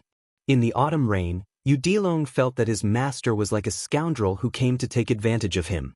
The child didn't dare to enter the house. He squatted on the steps outside the threshold and looked up. Under the eaves, there was a black curtain of rain. The rain splashed on the ground and splashed on his trousers. Udilong sighed softly. He suddenly missed his sister who carried a big wooden sword case. Hearing the sound of light footsteps, Udilong turned around and saw the woman who he didn't know whether to call sister or aunt carry 2 small stools. She put one next to him and sat on the other. Udilong hesitated for a moment but still sat on the stool. He sat upright and looked straight ahead. The widowed Pei Nanwei looked at the child's rigid sitting posture and asked softly, "What do you do?" Udilong thought carefully and said shyly, "I'm my master's disciple." Pei Nanwei was amused. "Could it be your master's master?" Udilong opened his mouth slightly and blushed. Pei Nanwei didn't say anything else. She looked at the mud in the yard with the child and said to herself, "We should have laid down stone slabs. The 10 kilograms of mud we dug from the swallow's nest ridge is gone." Udilong listened to her nagging and didn't feel annoyed. Perhaps because he was an orphan since childhood, Udilong felt a strange warmth. A voice came from behind them. "Time to eat." At the small square table, Su Fengnian had already served the food and set the bowls and chopsticks. Pei Nanwei and Udilong walked into the house with stools. Pei Nanwei and Su Fengnian sat opposite each other. The child thought for a moment and didn't dare to eat at the table. He just sat on the threshold with the bowl and continued to watch the rain hit the mud. At this moment, the child, who had been thinking about saving enough money to build a house since he could remember, decided that if he wanted to build a house in the future, he would build it according to this yard. "You still know to come back? What did you do outside? Did you unify Jianghu, kill the Emperor of Liang, or flatten Biming?" "Not really. But haven't you heard the news? What should a commoner hear? I went out and fought with Wang Xianxia, and luckily survived." After that, he made a trip to the Eastern Sea's martial emperor city and took away all the weapons. On the way back to Bailiang, I met great-grandpa of the Wu family's sword tomb. After staying at Mount Qingliang for less than a day, I ran to the north of Liangzhou and finally sat here to eat with you. "How busy?" "It's just that I didn't earn enough money to bring it back." "Was the bag of rice that Zhu Zhengli carried here last time?" "You're eating so little, but I don't see you losing weight. It's time to grow fat again, so take it easy. If you're skinny, you can still wear old clothes, but it's just a little looser. If you're fat, you'll have to spend more money." A loud sound rang out. Udilong quickly turned his head and saw her slamming her chopsticks on the table. "The Bishan County Yamen has already stopped your salary. I went to get it at the beginning of the month, but they refused to give it to me. He also said that you took a leave of absence for no reason and went to Mount Wudong to relax." When Yanji County's governor heard this, he was furious and seems to want to remove you from your position. "Go get it again and try again. Are you sure you won't make a wasted trip? If you can't get it, then forget it. My monthly salary is less than 10 taels of silver anyway." This time, it was a slap to the bowl. Udilong suddenly felt like laughing. After that, Su Fengnian washed the dishes. To Udilong's surprise, his master didn't stay in this small county for long. After freeloading for a meal, he left in the rain. The woman didn't ask him to stay, but before they left the house, she took out a rain hat and a straw raincoat woven from bamboo leaves. She didn't give them to Udilong's master, but gave them to the child and told him to put them on without any explanation. Udilong timidly looked at his master. Su Fengnian dismissed it with a smile. The 2 horses' hooves trampled on the bluestone floor of the alley. Because it was a rainy night, the sound of the horses' hooves was muffled and didn't attract much attention. Although Udilong's body was thin and weak, his bones were abnormally strong. Wearing the rain hat and the straw raincoat didn't seem heavy or cumbersome at all. It was just that they didn't fit him and looked really funny. Udilong turned back to look at the courtyard. He didn't know why, but the child didn't rely on Bailiang Palace at all. He also didn't treat it as his home, but he felt close to this simple courtyard. He also had a strange thought in his heart that he couldn't tell anyone. It would be great if the woman was his mother. Yu Dilong gathered his courage and shouted, "Master." Su Fengnian slowed down the horse and looked at the child with big eyes with slight confusion. Yu Dilong was quick-witted. He swallowed the words that were about to come out of his mouth and asked, "Where are we going?" Su Fengnian indifferently said, "Mount Wu. I'm going to a paradise there to stabilize my body and spirit." Since Yu Dilong could see the strength of Wang Sheng and Lu Yunchang's qi, he naturally knew a secret after spending so much time with his master. His master's qi had been declining. Simply put, his master's martial cultivation was like a bamboo basket that kept leaking water. If he didn't fix it quickly, there wouldn't be a drop left. It might even cause irreparable damage to the basket itself. This was also why Chu Lushan had asked for 500 cavalrymen to protect him at Huayang Pass. He had fought to the death with Wang Xianji, killed Zhao Huangchao, attacked Wu City, and fought against Wu Jian. Su Fengnian's strength was declining day by day at different stages. If it weren't for this, the great-grandpa of the Wu family's sword tomb wouldn't have taken the extra step of pretending to block Su Fengnian's way at the border of Yuzhou and River Province. Chapter 1152. Yu Dilong's face suddenly turned solemn. He turned his head and shouted, "Master?" Su Fengnian nodded and took the lead to stop the horse on this secluded muddy road. Yu Dilong's eyes widened as he saw the uninvited guest 100 feet away. It was a barefoot young woman in white. According to common sense, with the downpour, her clothes should be soaked, but her feet were a few feet above the ground. Her clothes fluttered, and there was a white rainbow behind her that formed a supreme mysterious body of a bottle. In this way, the radiance she emitted was like a full moon that had descended to the human world. Yu Dilong suddenly felt like he was facing a great enemy. Although the woman's aura was not as fierce and frightening as that of the Bailiang cavalry commander, it was more profound and lasting. Su Fengnian stared expressionlessly at the qi cultivation genius of the Guanyin sect of the South Sea who had picked up scraps along the way. First, she forcibly stole 100 swords on the lake of Yuyan Mountain Villa. Later, she sat on the mountain and watched the tigers fight outside the Shenwu city. She probably wanted to fish in troubled waters, but she did not expect that Han Shengxian would suddenly die under the sword of Suaxia Valley. She did not succeed in absorbing his dissipated fate after his death and then disappeared. But after he defeated Wang Xianji, this woman began to absorb his constantly lost qi. In terms of the ability to grow fat, there was no glutton in the world who could compare with this woman who was nicknamed the Charcoal Girl. However, Su Fengnian had an agreement with the old woman of the Guanyin sect of the South Sea. The other party was polite, so Su Fengnian did not deliberately stop the woman's stealing action. Everyone in the world had their own bad karma and good karma. Su Fengnian also did not feel that he had to monopolize the fate of Jianghu. As long as he was not provoked, whether this strange woman who was born with a sword embryo like Wang Sheng became a sword immortal and became the leader of the martial arts world, or whether Shenyuan Qingfeng was 1 foot tall and the devil was 10 feet tall, what did it have to do with him? After the Charcoal Girl obtained Su Fengnian's lost qi, she was like a fish in water. Compared to Yuyan Mountain Villa, she was much more powerful. After she appeared, she looked at Su Fengnian. Her mouth curved into a condescending, playful smile. She stretched out her hand and waved it in front of her. It was like a beautiful painting scroll drawn by a celestial being. Under the Charcoal Girl's hands appeared one after another. There was the tall and sturdy old man Wang Xianji, who was riding the waves of the Eastern Sea. There was Deng Tai, who was leading a donkey and holding a peach branch. There was the Western Chu official Chao Zhangqing, who was indecisive. There was Han Shengxian, who had red hair fluttering in the wind. There was a man holding a spear who looked somewhat similar to a green bird. There was Li Chungang, who was riding a sword with his hands behind his back. There were about 40 people in this long scroll, and all of them were great figures in Jianghu in the past 100 years. The people, dead people, of the people. Those who were still shining brightly were those who were still alive in this world. Su Fengnian knew most of them. After the scroll was unfolded, he was ranked second. The third was Tuoba Bodhisattva.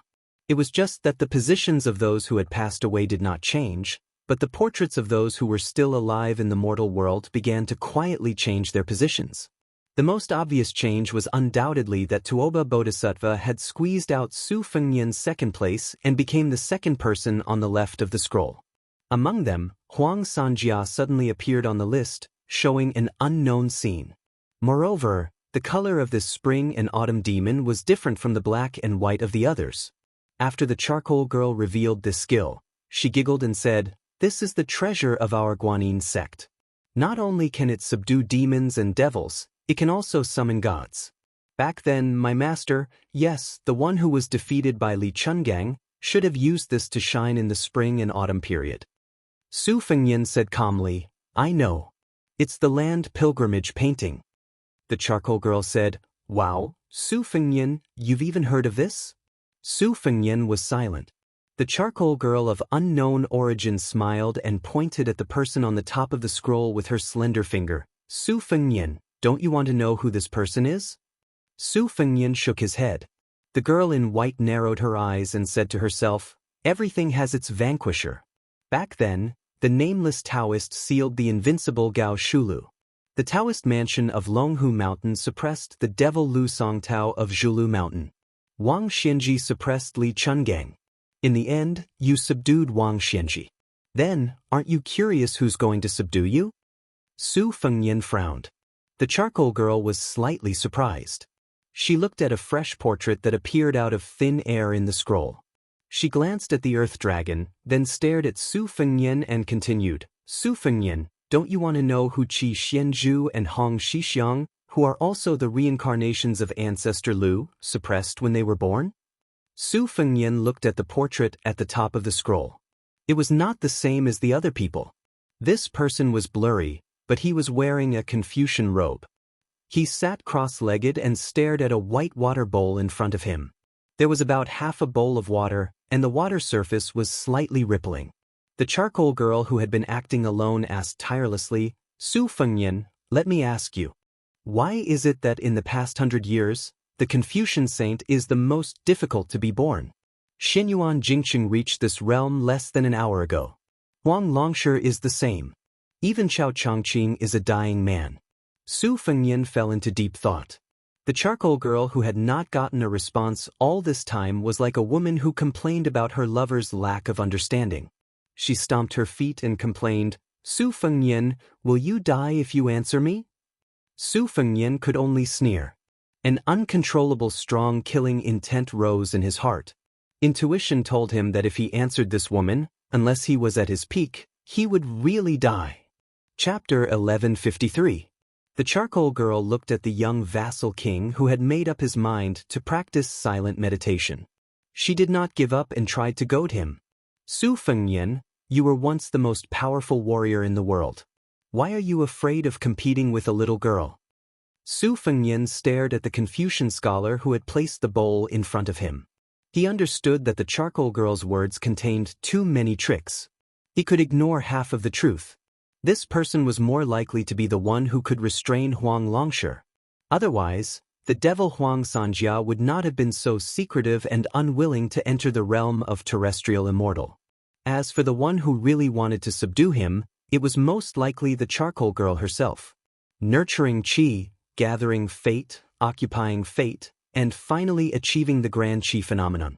Step by step, step by step. The charcoal girl's seniority in the Guanyin sect of the South Sea was even higher than that of the old woman. Moreover, she had a sword embryo.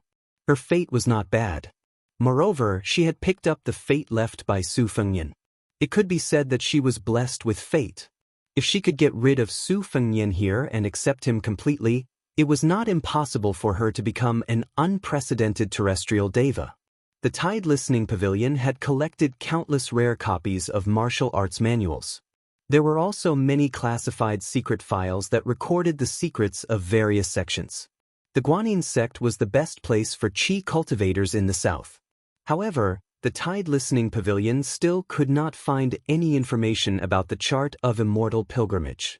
However, Li Chungang, who had personally beaten the charcoal girl's master back to the sea, had mentioned that the girl's martial arts were only outstanding but her swordsmanship was not top-notch. Even when facing him, she was not willing to use the trump card of a qi cultivator. Therefore, her journey in Jianghu was strange. She met many martial arts legends and young talents. She cast a wide net to catch more fish just to get familiar with them. She must have had an ulterior motive. When Su Fengnian first heard the charcoal girl's long-winded words, he did not pay much attention to what she said. He was more concerned about the reason why Dong Tai drowned the Guanyin sect with his sword. However, when the charcoal girl called out his name for the second time, Su Fengnian immediately became alert. Since then, she had to mention the name Su Fengnian almost every time she spoke. This made Su Fengnian even more cautious.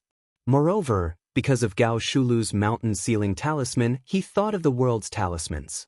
Among them, there were immortal necromancers who often carried the Yen Sheng Tu manual that was passed down from generation to generation when they traveled across mountains and rivers. They were familiar with the names of the immortals and ghosts in the world. If they met gods, they would worship them and obtain opportunities. If they met evil, they would kill them and accumulate good karma. Therefore, every time they met a mountain elf or a ghost, they would call it by its name and supplement it with incantations. Those with high cultivation could follow the teachings of their founding ancestors and recite the secret incantations that were originally hidden in the heavens. Immediately, they would trigger the Tianji purple thunder to kill it. The charcoal girl was about to speak when Su Fengnian took the initiative to speak for the first time. He asked, "Your actions are contrary to the original intention of your sect." On the lake of Yuyan Mountain Heights, the old woman said that she would bring a large number of qi cultivators to the battlefield at the border of Bailiang. "If I die, you will lose your life-saving talisman. It is inevitable that there will be complications. Aren't you afraid of being caught by the sect?" The charcoal girl smiled wittily and said, "When a general is outside, he can't obey military orders." The charcoal girl clearly felt the killing intent of the man on horseback. She smiled and said innocently, "A good man doesn't fight with a woman. Moreover, you are the king of Bailiang. Don't lower yourself to my level. I will leave now. I will not dare to provoke you in the future. I will obediently stay on the isolated island in the South Sea. When you die, I will come back to the land." Su Fengnian bent down and stroked the horse's mane. The charcoal girl's face changed dramatically. She said anxiously, "Su Fengnian, can you be more magnanimous?" In the distance of more than 10 feet between the two, a still rain curtain condensed. It was visible to the naked eye. It was like a gate falling from the sky, constantly moving toward the charcoal girl. Su Fengnian gently clenched his fist. Although there was no rain curtain behind the charcoal girl, thousands of raindrops shot toward the girl's back. The charcoal girl drew an arc with 2 of her fingers. The character scroll circled around her in a circle. She stared at the man who was supposed to be mature but had lost his temperament. She said in fear, "Su Fengnian, you deliberately tricked me?" Countless soybean-sized raindrops hit the scroll rapidly. The rain curtain containing violent sword intent tilted and collapsed in front of the charcoal girl. Su Fengnian gently squeezed the horse's belly and slowly moved forward. This Bailiang A-class warhorse stepped on the path of the rain curtain and gradually moved to a higher place. It was high enough to overlook the charcoal girl who wanted to take advantage of the situation. Every time the horse's hooves stepped on the ground, the scroll around the charcoal girl trembled. Su Fengnian said calmly, "Everyone in the world has their own reasons to talk about, but some general principles are still the same." Yu Dilong muttered angrily, "Master's fate was taken by you, but your mother-in-law really has the heart to harm others." The charcoal girl who was trying her best to withstand the rain curtain and the raindrops hitting the bell said angrily, "If I don't take it, I will be punished. This is not given by you, Su Fengnian. It is given to me by God." As the master, Su Fengnian was expressionless. As the disciple, Yu Dilong, who was an outsider, was really annoyed to the extreme. He gritted his teeth. The child did not realize that his body was blooming with a majestic aura. It was neither Taoist Gangqi nor the Buddhist's golden rainbow. Chapter 1154. Muddle-headed Lu Long, who had suddenly sunk into a state of oblivion, stared at the magnificent picture scroll. His eyes blazed as he jumped off the horse. This child ran faster and more nimbly than a runaway wild horse. He even broke through the thick and heavy curtain of rain. Reaching out his arm, he grabbed Wang Xianxia, who had a dark color on the picture scroll, and pulled her back. The charcoal girl was not enraged by this strange child's interference. Instead, she was pleasantly surprised. His intrusion was probably because Su Fengnian was worried that the child's body and mind would be hurt by the rain, so he relaxed his defense. As a result, the charcoal girl who was trapped had a slim chance of survival. However, just as she was about to use her mind to take the picture scroll back, she suddenly realized that the immortal atlas she had nurtured for many years had been easily snatched away by the child. The charcoal girl's vision turned black. She was so angry that she almost fainted. It was not easy for her to stand firm. When she opened her eyes, she saw that the picture scroll had been divided into two. Most of it had been snatched away by the child, but the remaining figure was left in place. The man who had set up the bowl, Su Fengnian. Su Fengnian released his qi. The warhorse fell gently into the mud, safe and sound. He ordered Lu Long, "Put it away." Lu Long did not know how to put it away. With a thought, the person on the painting quickly overlapped. What he held in his hand was like a painting scroll. The girl was terrified and uneasy. She fell but first into the mud. Her face was snow-white. Adding on her white robes, she was like a female ghost wandering in the night. She kept muttering to herself, "How is this possible? How can it be like this?" Su Fengnian did not pay attention to this rude and arrogant young woman. Instead, he looked at the only remaining person. The person in the painting had one hand at the bottom of the bowl. He was still sitting, but his body slowly floated up and coincidentally met Su Fengnian's gaze. Su Fengnian asked, "Was it you who secretly instructed Zhao Huangchao to go to the Earth Lung Mountain to raise an evil dragon? Then you went with the flow to help Huang Longshi stir up the spring and autumn? In the end, you guarded Great Peace City. When the king of Jing fought for the throne, it was you who did not let Wang Xianxia, the adoptive father of Zhao Heng, the old king of Jing, go to the capital to support him. All those years of literature and martial arts reviews, most of them were written by you, right?" The man whose face was still blurry did not speak. Su Fengnian asked with a smile, "Heaven, earth, and man all have their own mathematical principles. Yuan Benshi has been the same for several decades. He should be keeping an eye on the connections for the Liang dynasty. Zhao Huangchao cultivated in seclusion, which created the terrain. In that case, you must be the leader of the Qi refinement warriors in the north. However, I am very puzzled. Back then, when Hong Xixiang destroyed the fate energy of the country, two streams of fate energy flowed into Bailiang and West Chu respectively. Why didn't you stop them?" The man finally opened his mouth to speak. The moment he opened his mouth, the world that was pouring with rain instantly fell silent. "It's just a debate between heaven and man. I once defended the Zhao clan, who was blessed by the heavens. As for you, what do you say?" Su Fengnian sneered and said, "Damn, you just like to be self-righteous and spout nonsense." The man asked in return, "Is that so?" Su Fengnian seemed to be unwilling to argue. The man laughed and said, "In the next 10 years, there will be 4 major battles. I only need to win one to win." After sitting and watching the clouds rise and fall for many years, the man finally stood up. His feet seemed to have landed in the mud of this small path. Su Fengnian saw that the man began to walk forward. Then he brushed past him and headed toward Shishu. Su Fengnian stood where he was. The dragon was at a loss, while the charcoal girl's heart was like dead ashes. Su Fengnian raised his head and looked at the raindrops falling in the night sky. Every drop was crystal clear. The trend of the world today was no longer so unclear. Needless to say, Crown Prince Zhao Zhuan had an incomparable innate advantage and still occupied the most fate energy. Huang Sanjia and Beimang's state preceptor, Yuan Qingshan, chose Zhao Zhu at the same time. This person, who might be the true scholarly sage of the century, chose Chen Zhibao. This was undoubtedly a situation that Su Fengnian was most unwilling to see. Su Fengnian turned to the charcoal girl and said, "Using external objects to steal the secrets of the heavens is not a long-term solution. If you are really interested in the martial arts world, I will make a deal with you." The charcoal girl's eyes lit up. "You want me to invite the Qi cultivators of the Guanyin sect to the border to promote the Bailiang?" Su Fengnian shook his head and said, I want you to temporarily move the entire sect's manpower behind the defense line of the Jinkinjiang tomb. You are also allowed to withdraw from Bailiang if the situation is not good. The charcoal girl was stunned. Are you crazy? Su Fengnian shook his head and said, It is the Beimeng Empress who has gone crazy. Bailiang and I have no choice but to go crazy with her. The charcoal girl said with an aggrieved expression, How can I dare to roam the martial arts world alone now? From here to the southern sea, I have to take a detour. It is thousands of miles away. Can you be at ease? Su Fengnian glanced at her.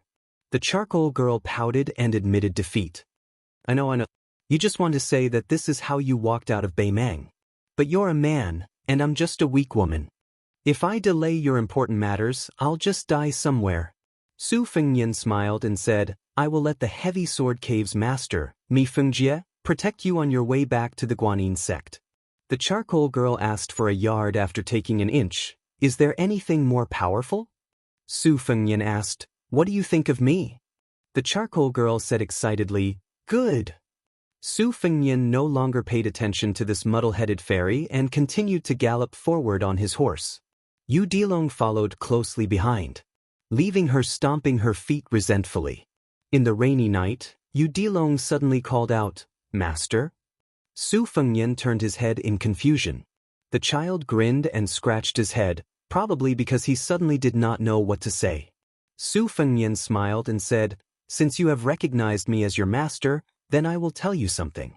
In the future, if you see such high and mighty fairies roaming the martial arts world, beat them up until they run home crying. Yu Dilong nodded heavily. Because of this unintentional conversation between master and disciple tonight, in the following 100 years, no one dared to call themselves fairies. Chapter 1155. Wenlong was born in Bailiang. Even if he did not hear any Jianghu rumors or anecdotes, but no matter how ignorant he was, he still heard that there were many immortals living on Mount Wudong.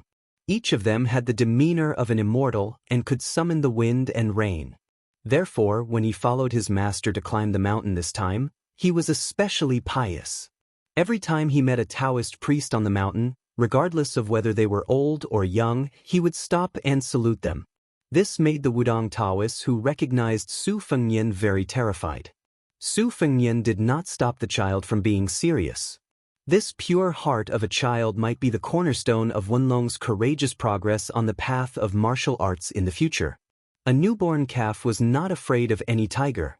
If he was lucky enough to survive once, he would definitely not survive the tiger's mouth every time. When Su Fengnian was climbing the mountain, he whispered to Yu Dilong, If a person can be fearless in Jianghu, there are two kinds of people. The first kind is those who do not know the depth of Jianghu and are arrogant, or those who have some background and have something to rely on and look down on others. These people are as numerous as the hairs on a cow, and many of them die. The other kind is those who already know the dangers of Jianghu, whether it is their own understanding or the advice of their seniors, but they are stubborn and have a clear conscience. This kind of person is relatively rare, but the number of deaths is not small. Jianghu is such a place. It doesn't care whether you are good or bad. If you are not good in water or have bad luck, as long as you get involved, you will easily drown. In just a few years, most of the masters who died in my master's hands are the latter. Your junior apprentice sister Wang Sheng studies the sword, and she will not change in this lifetime. Since ancient times, there have been battles of will and Taoism. The person who said it most thoroughly and saw it the most clearly, that person used to cultivate on this mountain. The reason why he did not let Wang Sheng practice on the mountain was because he was afraid that it would be dark under the lamp, and she would not be able to see the mountain clearly. He simply let her go further away to look at the scenery. After all, her rise is very high. If she blindly spoils things through excessive enthusiasm, she may become an embroidered pillow like the Spring Invitation Cottage's sect master in the future. Your junior brother, Lu Yunchang, is extremely sharp, but he's also filled with bloodlust. Just by relying on joining the army at the border to kill people, his saber arts will only deteriorate as he kills. His martial path will become narrower and narrower. In the end, he will be caught in his own trap. Even if he has Gu Jiantong's talent, As long as he doesn't have Gu Jiantong's breadth of mind and vision, he will definitely not be able to master a top-grade saber art. That was why he was sent to the Fish Dragon Gang to train for a few years. The world was like a mirror, and the more you looked at someone, the more you wiped the mirror. Her heart was not his heart. You have to be an understanding person first, only then can you understand how to use a saber. A saber has a single edge, it's more focused on killing intent than a sword. It's extremely hard and easy to break. If you don't understand anything, sooner or later you'll die by your own saber. As for you, you're still young.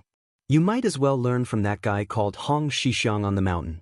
There's no need to rush, and there's no need to force yourself to take that step. I only have the three of you as my disciples. Lu Yunchang will fight for the limelight, so it won't be your turn as the eldest senior brother for the time being. He would gladly carry your burden on his shoulders. In this world, other than the crown prince who's destined to sit on the dragon throne in the future, no one has to be successful. As long as you can protect yourself, you can live however you want, as long as you're happy. Among the three of you, Wang Xing is a little different. Because she practices swordsmanship, out of selfishness, I put master's score on her and gave her a heavy burden. I have to make this clear to you. You can't hold a grudge against Wang Xing because of this. Walking behind Su Fengnian on the steps, Lu Long hurriedly waved his hand and said, "Master, I won't. I can't wait for junior sister to practice the most powerful swordsmanship. It doesn't matter if she's better than me." Su Fengnian stopped and turned back to look at Lu Long. The child blushed slightly from being stared at. Su Fengnian joked, "You have a good eye. Ignoring everything else, you've already inherited master's teachings on this point." This child's physique had been enlightened at an early age and had reached the consummation stage. He was miles ahead of his master, Su Fengnian. Now that his ignorant thoughts were exposed, he scratched his head and pretended to be stupid. Su Fengnian looked into the distance and said softly, "If the three of you become successful in the future, you must remember two things. Wang Sheng and Lu Yunzhang should have a life and death battle between swords and sabers. You don't have to stop them from competing, but I hope you won't kill Lu Yunzhang in a fit of anger.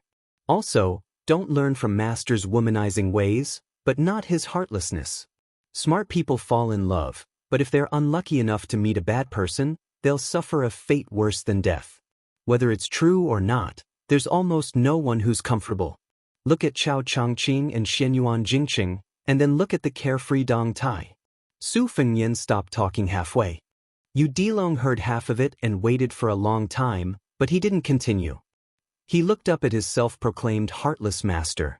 After Su Fengnian slowly came back to his senses, he rubbed Yu Dilong's head and asked with a smile, "Do you think it's your master's wife?"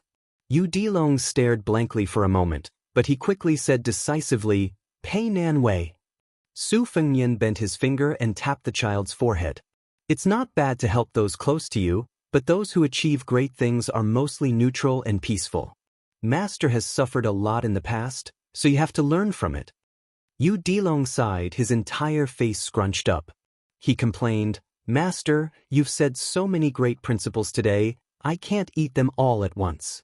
Su Fengnian smiled and said that eating was a blessing, but he really didn't talk to his disciple anymore. The two of them silently climbed up the mountain. Under the secret instruction of Mount Qing Liang, the local government donated several large sums of money to Mount Wung. They also contributed a lot of manpower to help build a new Black Tortoise Hall, Guanxinggu Law Enforcement Bureau, and a series of other grand and elaborate buildings on the mountain.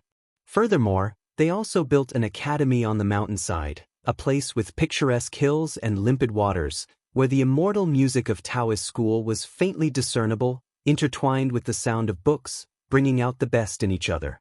Some of the old and dilapidated buildings on Mount Wudang that couldn't be repaired were also given a new look. The incense on the mountain was already flourishing, and with the new Prince Liang's undisguised support, the pilgrims were ordinary people. It was impossible to tell whether or not Mount Wudang's celestial aura had increased, but the human and fiery aura was much more than before. Every 1st and 15th day of the month, there were many tourists, and the incense was flourishing. It could almost compete with Mount Longhu. After Su Fengnian met the old Jinren Yao, who was in charge of discipline, he settled down next to the elephant washing pond where he used to practice his saber. He didn't deliberately restrain the little dragon, allowing the child to wander around the mountain. Su Fengnian spent most of his time meditating on a huge rock in the middle of the pond. Finally, he stopped the qi in his body from collapsing for 1,000 li. The water level of the pond slowly rose back up. During this period of time, there was a constant stream of courier riders delivering redacted copies of the relatively important Wutongyan documents to the mountain. In his spare time to stabilize his body, Su Fengnian would carefully read through each official document. Other than the courier riders delivering important government affairs, secret military affairs at the border were handed over to the experienced spies of the Fu Shui Bureau. Among the spies were some newly recruited Jianghu experts, all of whom had already been selected by Chu Lushan. It was unrealistic to have these people fight to the death on the battlefield, but to have them do some relaxing work, they would still be scrambling for it. Selecting Jianghu people to be elite courier soldiers was one of the suggestions put forward by Wang Lin, who had taken over the Golden Weaving Bureau from Li Shifeng. Apart from this, the Golden Weaving Bureau set up weaving departments in the other 3 prefectures. They could not personally participate in local governance, arresting thieves, or participating in impeachment, but they could help Mount Qingliang secretly report and supervise various affairs. At the same time, it was precisely because of Wang Ling's suggestion that the total of more than 20 academies in Liangling and Yuzhou, under the leadership of 3 leaders of the literary scene, evaluate 3 best articles of any genre each month. The winner would directly obtain an official position in Beiliang. There was something interesting about this. The literary giant in Liangzhou responsible for reviewing the articles was none other than Wang Chudong, who had written The First Snow. However, the articles that truly reached Su Fengnian's hands were mostly those abandoned articles that criticized the current political situation. Although many of the articles were biased in their point of view, even treacherous and heinous, these scholars had quietly put their names on Wutongyan's archives. Even they themselves did not know that many of the resentful works that they had tossed into the wastepaper basket, those crumpled manuscripts, would appear on Mount Qingliang's study desk several days later. Su Fengnian's temporary thatched hut was practically lit at night. On a stormy, thunderous night, Su Fengnian finished reading all the reports from Beiliang's spies and the reports from Liang's residents that had been delivered to him. He picked out 3 and spread them out on the table. One came from Huaiyang Pass, where the border protectorate was located. It was personally written by Chu Lushan. It was said that one's handwriting was like one's person, but Chu Lushan's handwriting was extremely delicate and gentle, practically the handwriting of a woman. It was truly impossible to associate it with his bloated body. The secret letter reported the general progress of the refugees in Liuzhou. After Beiliang relaxed its border restrictions, the number of refugees entering the country had reached a peak. In a single month, the number of people crossing the border had reached 4,000. However, those who chose to enter Beiliang's army were few and far between, almost negligible. Only when the news that Su Fengnian, the king of Beiliang, had killed Wang Xinji spread out, and the newly appointed governor of Liuzhou, Yang Guangdou, added fuel to the fire. Finally, there was a large wave of people. In the short span of 10 days, 6,000 people had taken the initiative to request to join the army at the border. Chapter 1156. Although the spring and autumn period had been a long time ago, proving that there were no long-lived generals who could fight against 10,000 men, but an army with 10,000 men as its backbone was completely different. Su Fengnian, Chu Lushan, Yuan Zuozong, and the others did not think that the valiant refugees could form an army of their own in Liuzhou. They did not believe that they could defend against the charge of Beimang's cavalry. With hundreds of thousands of refugees, it was true that everyone could mount a horse and fight. However, in a mature army, even after 10 to 20% of casualties, the army's morale would still be intact. These refugees seemed to have a large number, but in a real battle, not only would they not be able to withstand a single blow, they might even break up Beiliang's original formation. Therefore, the best situation was to scatter these refugees and send them to the border army. Then, a portion of Beiliang's elites would be transferred to Liuzhou. They would be the cornerstone of Liuzhou's defense against Beimang's cavalry. However, this kind of thing could not be forced. Although the refugees did not have to worry about food and clothing after joining the army, it was still a job where one's head was tied to one's belt. No one was stupid. A bad life was better than a good death. Su Fengnian mocked himself. The title of #1 in the world is still very useful. The secret letter also mentioned the conflicts between the refugees and the old soldiers after joining the army. There were even people who could not bear the humiliation and killed people in anger, almost causing a mutiny. In the letter, Chu Lushan said that as long as the refugees were involved, they would be executed. Su Fengnian sighed. Although the refugees who survived the pile of corpses were fierce and brave, they did not dare to cause trouble in Bailiang's army. Naturally, it was the old soldiers who looked down on the refugees first. It could be said that the deaths of these refugees were extremely wronged. However, Su Fengnian did not want to change Chu Lushan's decision. Without rules, nothing could be accomplished. In the army camp, the old soldiers bullied the new soldiers. This was a bad habit that no leader could get rid of. If the old soldiers at the border bullied the new soldiers, they would be punished. However, if the new soldiers broke the rules, they would be killed. If the refugees wanted to stand out, they only had one chance, and that was to fight in the battlefield and win the respect of the old soldiers. They had to treat them as brothers and comrades. There was no other path for them to take. The second letter came from Wutangan. Li Yang carried out a large-scale extermination of Buddhism, so the number of displaced monks entering the country was as numerous as the carps crossing the river. It was inevitable that both mud and sand would sink together. Naturally, not everyone was an eminent monk who was wholeheartedly devoted to Buddhism and did not stir up dust. The reason why they cultivated Buddhism was because they had not yet become Buddha. Among them, there were many famous monks who were used to living like princes. They used various channels to ask the government for the tax-exempt land granted by the temple. Nominally, they were praying for Su Fengnian, the prince of northern Liang's temple.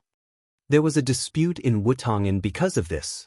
Su Weisheng's opinion was that not only should they not open this mouth, they should also order the local government to severely reprimand these monks and expel them. Lu Qingyan's opinion was to appease them on the surface but secretly keep an eye on them. If they did not agree, they could just drag it out. There was no need to fall out with them. Su Fengnian rubbed his temples and smiled bitterly. One is ruthless, the other is kind. Both seem to be right. Let's just pretend we didn't see this. The third letter was very interesting. It came from Liang. There were many twists and turns in the process. In the end, they were able to enter Bailiang. Other than the fact that money could make ghosts drag the mill, they also had a lot of luck. Between Guangling Road and Nanjing was Lake Yanjiao. It was a man-made lake after Li Yang unified the world. It was said that it was used to suppress the dragon aura left behind by West Chu. There was an island in the lake. On the island, there was a warehouse that was heavily guarded. The warehouse was specially stored in a yellow book that was produced every 5 years by the various provinces of the dynasty. It recorded the household registration, farming, and labor situation of the various regions of Liang. But the world did not know that other than the yellow book of the head of the Ministry of Revenue in the capital, there was an even more obscure file. Other than the current Grand Secretary, not to mention the various government offices, even the 2 chief officials of the Hall of Governmental Affairs could not read it. That was the book of the various armies. This originated from when the late emperor ordered the compilation of the duties of various ministries. Not only did he have to specify the exact amount of farmland in the world, he also had to protect military secrets. As a result, he made a compromise and hung the yellow book of farming under the various ministries and provinces. Guangling Road was originally the granary of the world and could be considered hidden. However, the number of farmland in both Liao and Liao was surprisingly large. There was no doubt that this was the reason for hanging up the yellow book. The current Right Assistant Minister of the Ministry of War, Lu Mao, had asked the Marquis Gongliang, who was in charge of Lake Yanjiao, for a list of names. This imperial relative impeached him according to the rules. Lu Mao, who was slow to realize this, successively submitted a letter of apology. However, he was still unable to keep his position as Right Assistant Minister. He was demoted to Yanqi Road, a wild and desolate place where miasma overflowed.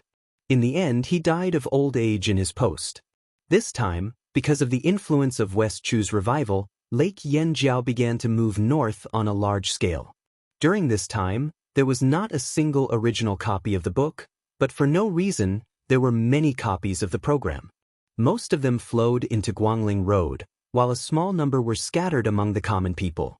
The Bailiang spies planted in the territory half bought and half robbed from a group of Jianghu people and obtained a cup of soup. The numbers on the yellow book were dead, but those who were observant could see that many things were alive. Chapter 1157. It just so happened that Su Fengnian had obtained a large stack of intelligence reports from the Fushui room on the military town of Guangling over the years. Su Fengnian originally knew that the Zhao family's emperor had appointed the old grand preceptor of West Chu, Sun Shiji, as the administrator. It seemed like he was letting the tiger return to the mountain, but in reality he was inviting the tiger into the jar so that he could catch the big turtle in the jar. However, looking at the truth that had been carefully analyzed, Su Fengnian could be sure of one thing. Those garrison generals who complained to their subordinates that the court lacked pay were all righteous and confident. They said that the court was too biased toward the two Liao defense lines, but in reality, it was just them filling their own pockets. Under the joint leadership of Zhang Julu and the Minister of Revenue Wang Xianxia, who was extremely skilled at turning stone into gold, the court had never treated the garrison troops in the territory unfairly. It was not strange to say that the local garrison troops were making a ruckus, and that the child who knew how to shout would get milk. But in Su Fengnian's view, the manners of these generals of the Guangling path were really terrible to a shocking level. However, this was Zhang Julu reaping what he had sown. At the beginning, it was he who had single-handedly created the situation of Southerners going up north as ministers, Northerners going down south as generals. Although this action had separated the two powerful groups in Jiangnan and the north from their respective areas, after those northern generals had been led to Guangling Path, they had the support of the neighboring families near the place where the Zhao family had risen. How could these martial artists, who were proud of the fact that their father's generation had built the country, have good table manners? Guangling Path was also the place where the court had taken the lead in squeezing out criminals. How could they have any fear?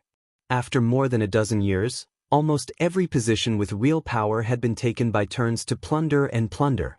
Who cared about the people's livelihood and public opinion? Su Fengnian said quietly, "Too much is as bad as not enough." Su Fengnian rose and walked to a wall. On the wall hung a geographical map that included the old Chu territory and the entire southern part of the capital. If the name was not legitimate, the words would not be reasonable. If the words were not reasonable, the matter would not be accomplished. Currently, both Liang and West Chu could be considered legitimate rulers. The former was sitting on the country and wanted to quell the rebellion, while the latter was waving the banner of the orthodox Central Plains. This was not 200 years after the fall of the country, but only 20 years later. When West Chu was destroyed, even the historians believed that the emperor, the officials, and the common people did not deserve to live. The destruction of West Chu was even more lamented by countless scholars as the sinking of the divine land. Su Fengnian looked at the map. It was different from the usual rough maps of the territory. The geography of the mountains and rivers and the military towns were extremely detailed. As long as there was a possibility of a military base being used, there was not a single place left out. Furthermore, the number of soldiers and residents of each place were clearly marked and often changed at the last minute. On this map, there were hidden movements and stillness. The ones that were still were Prince Jingnan's various troops and horses, as well as the temporary assistant minister of the Ministry of War, Lu Xingxiang's tent, which was temporarily conferred the title of Great General, Yang Xinxing's infantry, which was mainly 40,000 elite troops, and Yan Zhenchuan's cavalry, which was mainly 30,000 troops. It was said that Lu Xingxiang's Yolu Pass was difficult to issue military orders. Yang Xinxing's troops were in the Xiu area, eyeing covetously. Behind this veteran General Chuanqiu was a large group of nobles and aristocrats waiting to be fed. Xiu had many mountains and rivers, as well as many tunnels and valleys. It was neither a dead place for military strategists, nor a lonely place. They were connected by the same breadth and branches. As for Yanjinshuan's Dongyu Plain, it was a plain. The terrain was flat and wide. Although there was no danger to take refuge in, it had been convenient for cavalry troops since ancient times. If it were not for the fact that Yanjinshuan rarely interacted with the nobles and aristocrats in the capital, there would be more people who would want to join old General Yan's army so that they could gain more military merits earlier. Anyway, the remnants of West Chu could be crushed with a snap of the fingers. When the time came, how could the two-legged foot soldiers run faster than the cavalry troops on horseback? The three troops did not move for the time being. However, according to the latest spy report, West Chu's military strength had been surging in the dark. Other than the south, which was relatively quiet, the old capital's military strength had spread out in all directions. This was especially so in the north, where there was no fixed number. At a glance, it was like a headless fly flying around, full of obvious flaws. Su Fengnian squinted at the map, trying to guess Cao Changqing, the Confucian general who did not shine during the Chuanqiu period. Su Fengnian was in Beiliang. Although he was only a defender after his father's generation had conquered the country, he knew the importance of an ambush. The thousands of armored soldiers in Mount Qingqing and the two groups of horse gang at the border were like this. It was the same for the cavalry troops that were placed in the western region to drive the troops up north. When placed in a battle, it also required accurate input of the following troops. This was why the heavy cavalry could make the final decision on the battlefield. In the past few years, around the old West Chu, there had always been many roaming bandits crossing the border and causing trouble. The fact that the Prince of Guangling Zhao Yi's troops could maintain a relatively high fighting strength was largely due to the contributions of these training targets. This was why Zhao Yi did not think highly of the Prince of Yanqi and claimed that he could challenge the Beiliang cavalry. Among the vassals, the Prince of Jiaodong, Zhao Sui, had the geographical advantage of being at the border. However, under the double suppression of the court and Gu Jiantang, he could not fight the Beimang head-on. His combat strength had been declining in these years. Su Fengnian was searching for the location of Cao Changqing's elite troops. He believed that the leaders of the Ministry of War in Great Peace City were also looking with wide eyes. In the past, De Chu, who wanted to rule the world, had the war Saint Jiang Baikue as a stabilizing force. More importantly, he had many good generals, 120,000 great halberd warriors, and a large cavalry army that had been fed with gold and silver. Both light and heavy cavalry were invincible. Now, the great halberd warriors of West Chu had disappeared, and the new heavy cavalry had not surfaced. The forces that appeared on the map were mainly the 20,000 rebels, in charge of guarding the old capital of West Chu, and the 80,000 soldiers in the various military towns and passes. The roaming bandits hidden in various places were conservatively estimated to be no less than 30,000 people. Their combat strength was far above the 80,000, and they were on par with the 20,000 troops. However, when two countries fought, the foundation supported by the people and the power of the country was very important. With reputation, there would be sources of soldiers. The people were willing to fight for it. Only with wealth could one not lose in terms of equipment. Two armies of roughly equal strength, the number of weapons, and the quality of their armor were enough to decide the outcome, unless one side's general made a fatally stupid order. But the problem was that almost no one could be sure whether there were thousands or tens of thousands of West Chu survivors who would die for the Jiang character. Su Fengnian's gaze shifted further north, where Gu Jintang's 300,000 border troops were the true elite of the Liang dynasty. Su Fengnian slowly retracted his gaze and turned his head to look at the border between western Shu and southern Zhao. Two of the best soldiers in the Liang dynasty. One had nothing to do and did not dare to go north, nor could he go south.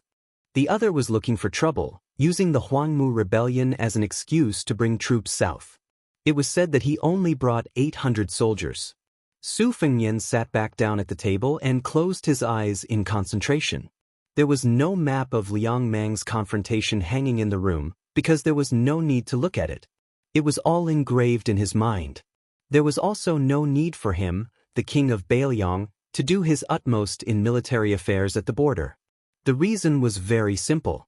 After nearly 20 years of hard work, the defense of Beiliang's border had reached the pinnacle. If the northern Mang only sent 400,000 soldiers from the southern dynasty to the south, Bailiang would eat them up without hesitation. If Beimang sent all of its troops south, it would be nothing more than a battle to the death. Of course, it could also be understood as helplessly waiting for death. To put it nicely, it would be mutual destruction. Su Fengnian walked out of the room and came to the side of the elephant washing pond. The small path was paved with cobblestones in the pond, tight and orderly. After being washed by the rain and pond water year after year, the cobblestones, which were originally not very sharp, had become even smoother and rounder. Su Fengnian took off his boots and held them in his hands. He slowly walked on the cobblestone path, a cool but not cold comfortable feeling seeping into the soles of his feet. Su Fengnian jumped onto a large stone and lay down, looking at the starry sky and closing his eyes. How many tens of thousands of people on the Guangling Road would not survive this autumn? How many tens of thousands of Bailiang would not survive the next autumn? Chapter 1158. In the main general's tent outside Yulu Pass, the atmosphere was heavy and strange. An urgent military report was delivered by the Lu family's personal guards. The assistant minister of the Ministry of War, Lu Xianxia, was sitting behind the table. His expression did not change as his finger gently stroked a commander's seal. Inside the tent, the generals and captains were divided into two groups. Most of these generals were brought to the capital by Assistant Minister Lu from Guangling Circuit. There was no doubt about their loyalty and ability. Some of them were steady old men who had been nurtured by the flames of war during the spring and autumn period. Some were talented military officers who were in the prime of their lives and were eager to make progress. There were also a few young captains who were promoted as exceptions. A trusted subordinate who was sent to be a coachman rushed into the tent with his butt on fire. None of the guards stopped him. Lu Xianxiang did not even bat an eyelid. He just lowered his head and looked at the old map that was taken from the Ministry of Revenue with great difficulty.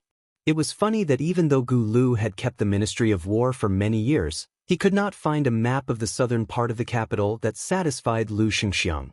However, he could easily find a few hundred maps of the border between the two Liao provinces. Guodongfeng, who smelled of horse urine, glared at his peers who were rejoicing in his misfortune, and asked loudly, "General, did that Yang Shenxing eat the wrong medicine? Why did he take the initiative to hastily advance towards the south? Is he so confident that he can break through Yufang Pass, cross the Qinshui crossing, and then take down the most important town in the north of Guangling Road, Xiaoxiao? If he rushes in like this, what will happen to our two armies? General, what do you think? Are we going to watch him lead a bunch of hedonistic sons to their deaths, or are we going to accompany them in playing with fire? Damn it, 40,000 soldiers and horses, that is the last of southern Ji army. Once they cross the Qinshui crossing, before they reach Biao town, that place has always been the Qingyang Basin, a place where battles have been fought since ancient times. Now, we are completely in the dark about the mobilization of soldiers in Guangling Circuit. Where did this old man get the confidence to penetrate deep into that place alone? No matter how useless West Chu is, they can at least squeeze out 8,000 to 9,000 soldiers who can fight, right? What if the garrison general of Biao town is faking his surrender? As the great general of an kingdom, you will be defeated by such a clumsy strategy to lure the enemy. At that time, won't you be the one to take the blame? Lu Xianxiang did not even raise his head as he said calmly, "First of all, we can confirm that the arrogant guard general Han Prenglai is not faking his surrender. Secondly, they had 40,000 elite soldiers from Jinan, and their supplies were perfect. The great general of an kingdom was good at organizing his army, and he was good at advancing his army step by step. Even if they were faced with an army of 8,000 to 9,000 cavalrymen, as long as there were no heavy cavalrymen launching a surprise attack, they would not necessarily lose. In the end, no one dared to say whether or not the remnants of West Chu would be able to deploy nearly 10,000 cavalry at the front line of Buxiao-Qingyang. Because of geographical limitations, West Chu had always fought on foot in the west and on horseback in the east. Of course, if you meet a lunatic, it's hard to say. Guodongfeng stiffened his neck and said, "But the Ministry of War's established strategy is to let the Duke of Huainan Zhao Ying, who is stationed at the slippery platform, and the King of Jing and Zhao Sun, who is stationed at Hao Ao Lake, launch the attack at the same time. No matter whether they succeed or not, it should be Zhao Yi, Prince of Guangling's turn next. How could it be Yang Xianxia's turn? Lu Xingxiang angrily rebuked. You think you can call the name of the vassal king? Scram back to feed your horses. Guodongfeng shrunk his neck and obediently left the tent. Soon, he lifted the curtain and poked his head out, asking curiously, General, may I ask where that Commander Chao Changqing, Zhou Song, Pei Hongji, and the other elders are now? Lu Xingxiang continued to stare at the map.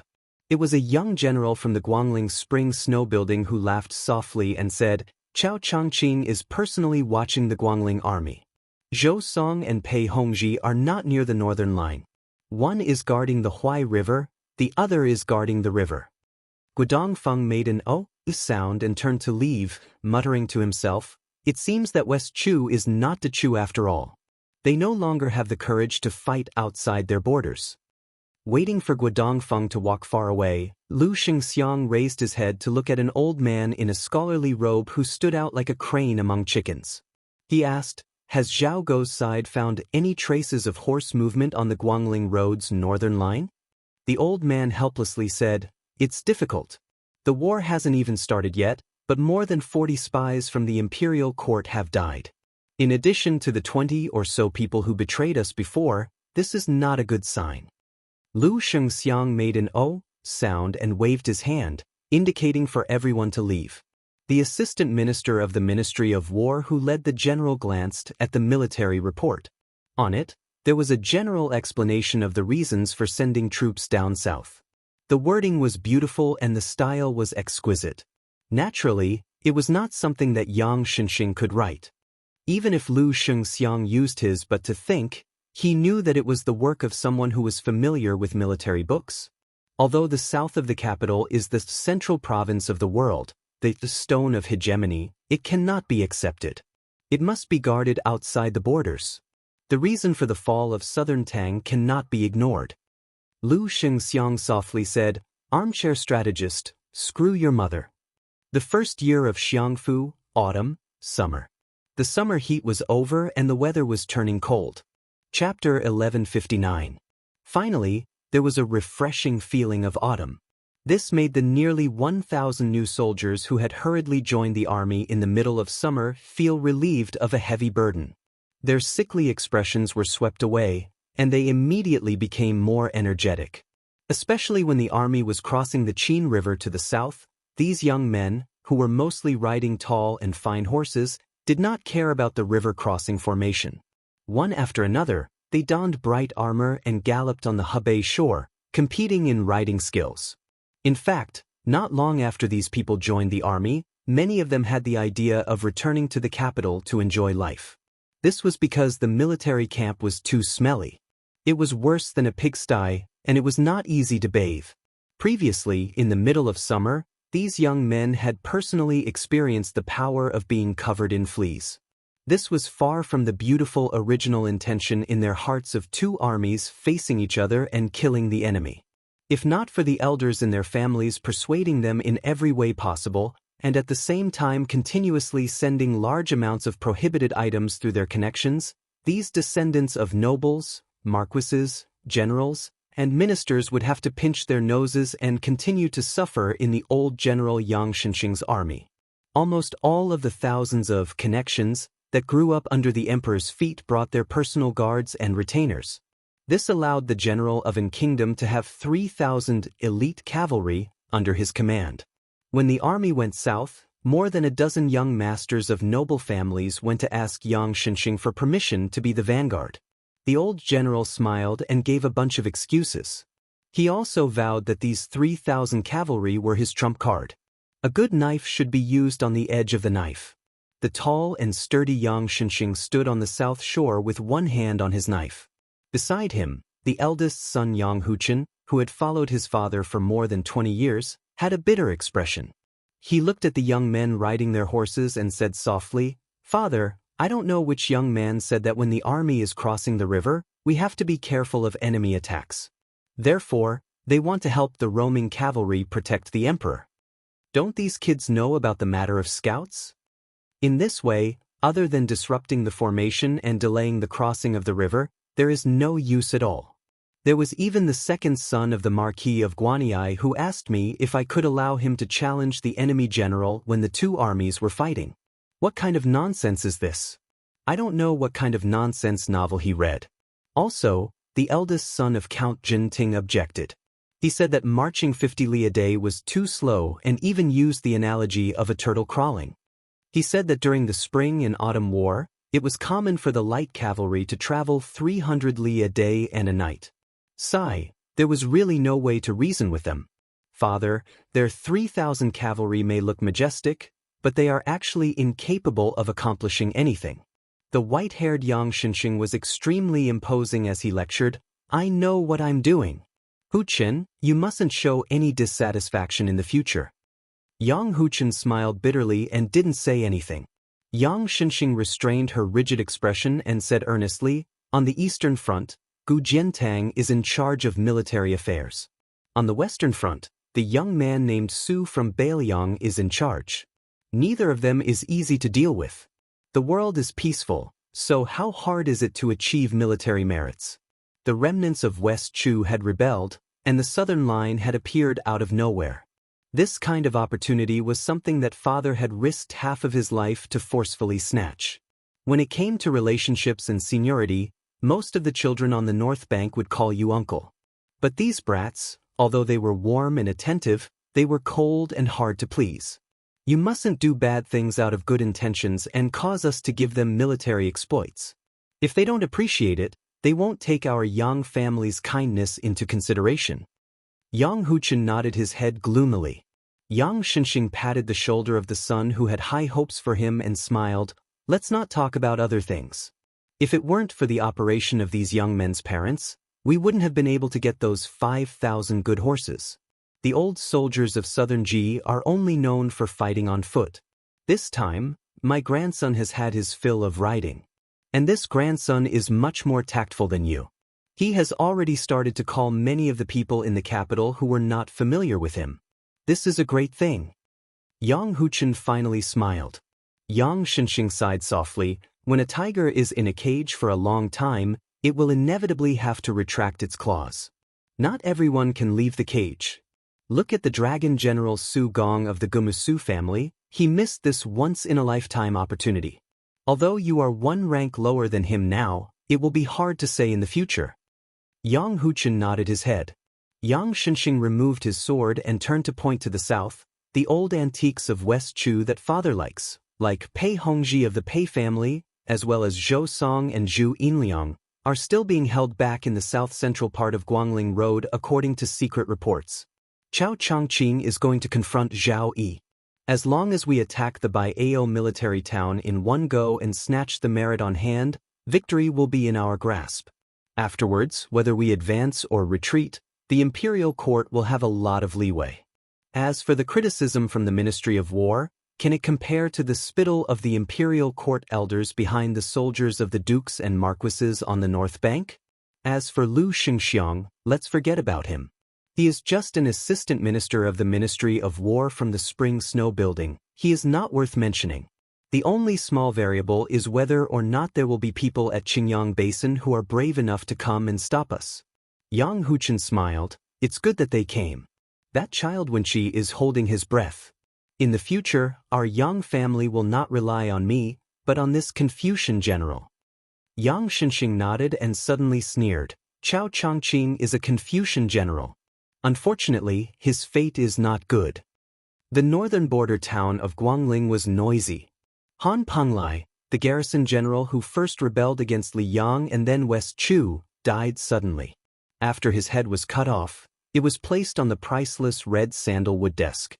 Other than his trusted subordinates, Zhao Go, 6 senior spies, and more than 300 people from a Jianghu sect died with him. The new owner of the general's mansion was a handsome young master who had a reputation for being a romantic and elegant man in Guangling. He was the eldest grandson of the Pei family, one of the 10 great clans of spring and autumn, Pei Sui. Pei Sui ordered someone to take away the head that died with remaining grievances and methodically began to take over the affairs of the military town. He did not show any unfamiliarity after taking over a magpie's nest. He was extremely familiar with the military affairs here. Pei Sui gripped his brush tightly and said in a deep voice, "It all depends on you, Xie Shibian. Everyone in the world is watching this battle. 40,000 old soldiers of Jinan, we must take them all." Chapter 1160. The 40,000 old soldiers of Jinan safely passed through the Green Vine Basin.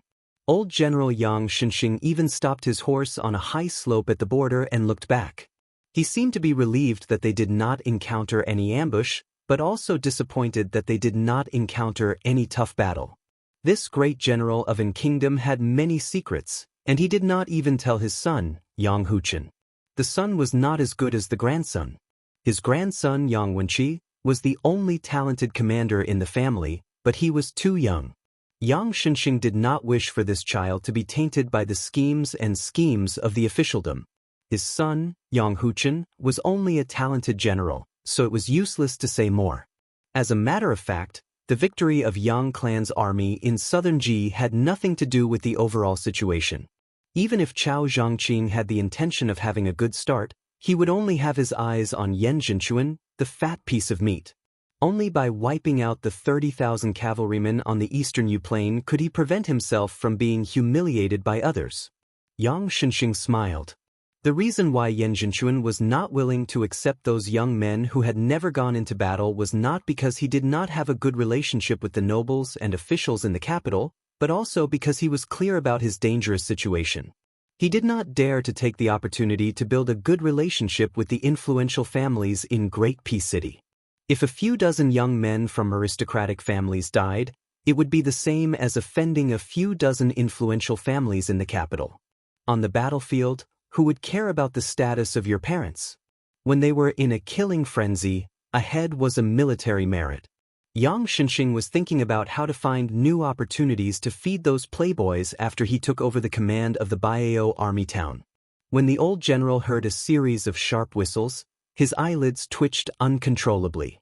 He leaped onto his horse and rode towards the south. A rider broke into the formation, and no one stopped him. It was an elite scout from Jinan. At the moment he was seriously injured, and there was an arrow stuck in his back. Scouts were all light and fast riders.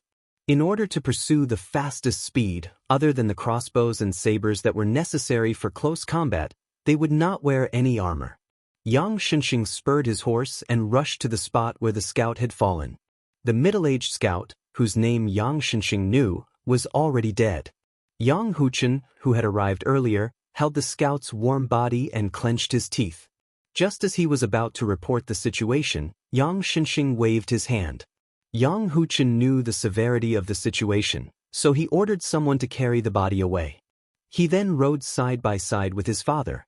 When they came to a secluded area, Yang Huchen's face darkened, and he said with a deep voice, "Father, only one of the 6 scouts who went to Baiao army town has returned. The Chu's flag have been erected on the city wall, and 3 trenches. They have done their best. What I'm afraid is that this group of West Chu remnants will place all their cavalry near Baiao in one breath." Yang Xianxia sneered, "Of course not. Baiao can only place 3,000 cavalry. Any more and they can only put on a show. 3,000 cavalry plus 6 to 7,000 rebels in the city.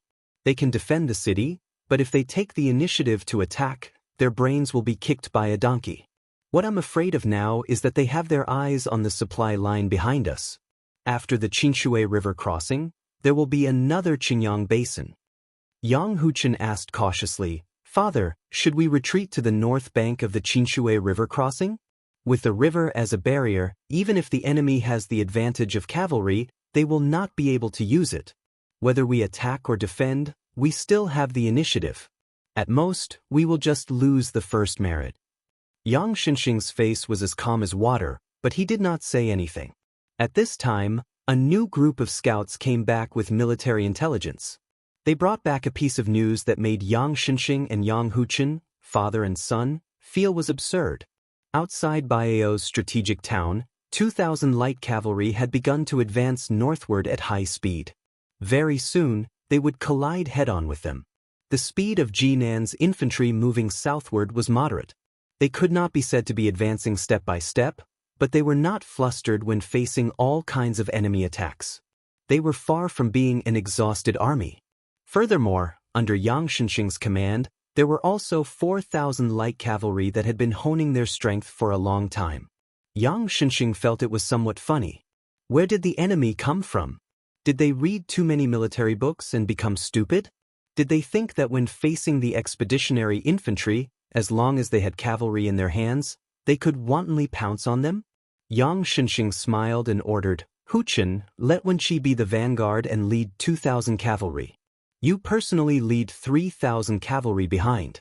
If our 3,000 cavalry take the initiative to ask for orders, you might as well agree and let them pick up the merit. It's also good to see some blood. When they return to the capital, they can boast about it to their gang of friends. Also, let people pay attention to the movements in Qingyang Basin. These hotheads from West Chu who have been reading military books for more than 10 years may do something that makes people not know whether to laugh or cry." Yang Huchen took the order and left. Yang Xianxia rode the horse forward slowly and then climbed up a hastily built simple watchtower. The old general held the rough railing and was somewhat emotional. In the Spring and Autumn War, when two armies faced each other, the time, place, and people were advantageous. He had once fought side by side with several people from Bailiang, which was really pleasing to the eye. Yuan Zhuozong's cavalry charge, even though they were inferior in number, in the eyes of the onlookers, they still had the momentum of a lion hunting a rabbit. Chu Lushan brought up the rear to block. No matter how many tens of thousands of people were chasing after him, this fat pig would never make people feel worried. As for Qin Jibao's army, he gave hundreds of precise orders in a battle. Every commandant in every camp was like an arm to him. The reason why the current emperor only had eyes for this little butcher was because it was Qin Jibao who had won the absolute victory against Yi Baikue in the Spring and Autumn War in a battle of more than 100,000 soldiers. Moreover, he won without any hesitation, which was called clean and neat. Yang Xianxia sighed. How could the old man not know the surname of the greatest hero of the Spring and Autumn War? It was just that the cripple won on the battlefield and lost in the court. He could not blame others. Chapter 1161. Yang Xianxia made a sound of surprise. After the two cavalry armies with roughly the same number of people each broke into their own formation, the other side did not collapse like a landslide under Wenqi's charge. They still had the strength to fight? The old general was originally worried that this was the enemy's plan to lure them in. Wenqi was young and impetuous.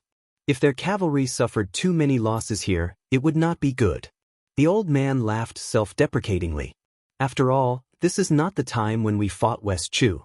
How could there be so many bloody battles to the death?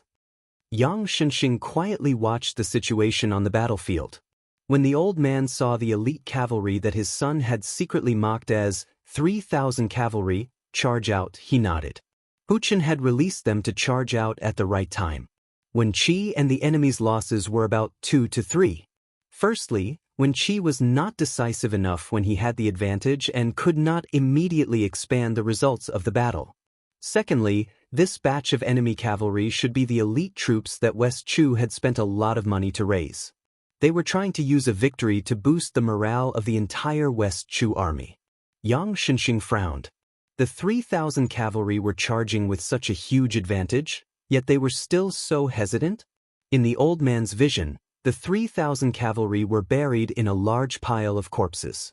Their charging speed was clearly much slower. Their horsemanship was not good, but it was more likely that they were frightened by the sight of so many limbs and broken bones that were still alive a moment ago. In less than an hour, the clamorous cavalry had left behind more than 600 corpses.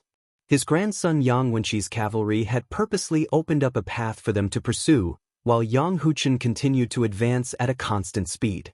After the initial discomfort of the 3,000 cavalrymen, their fathers were after all meritorious generals who had survived the battlefield.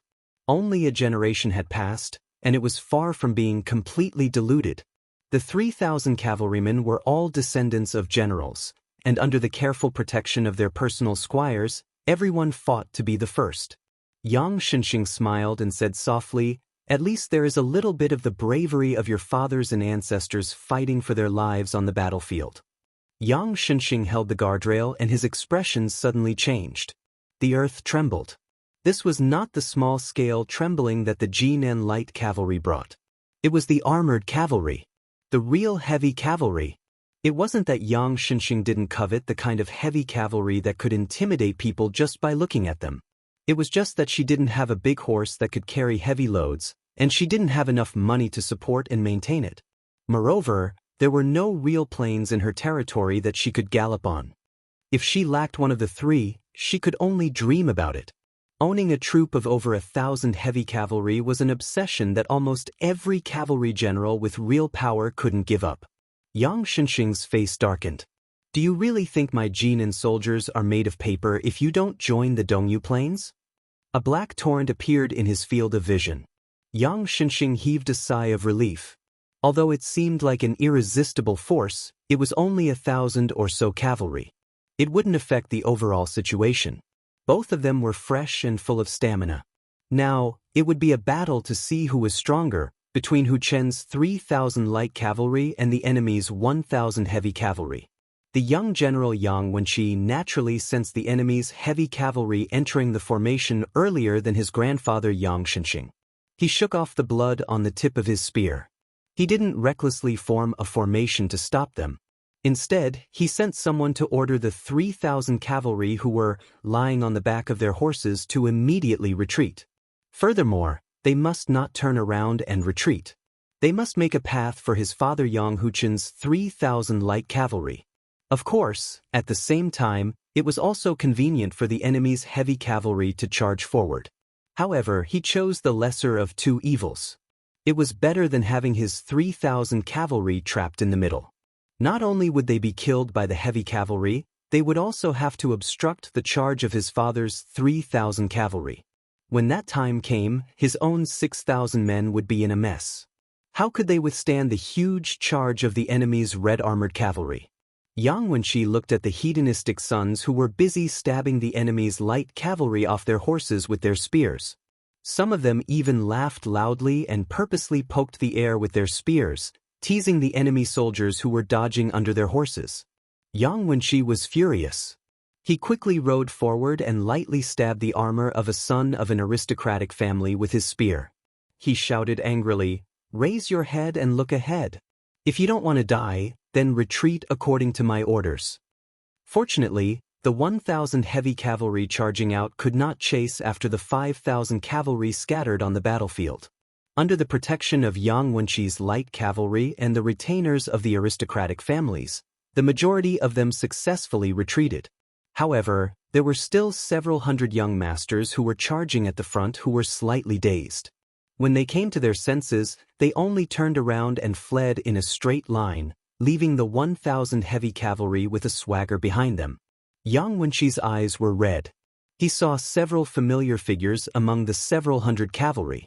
These people were all from Great Peace City who lived in the mansions of marquises and dukes.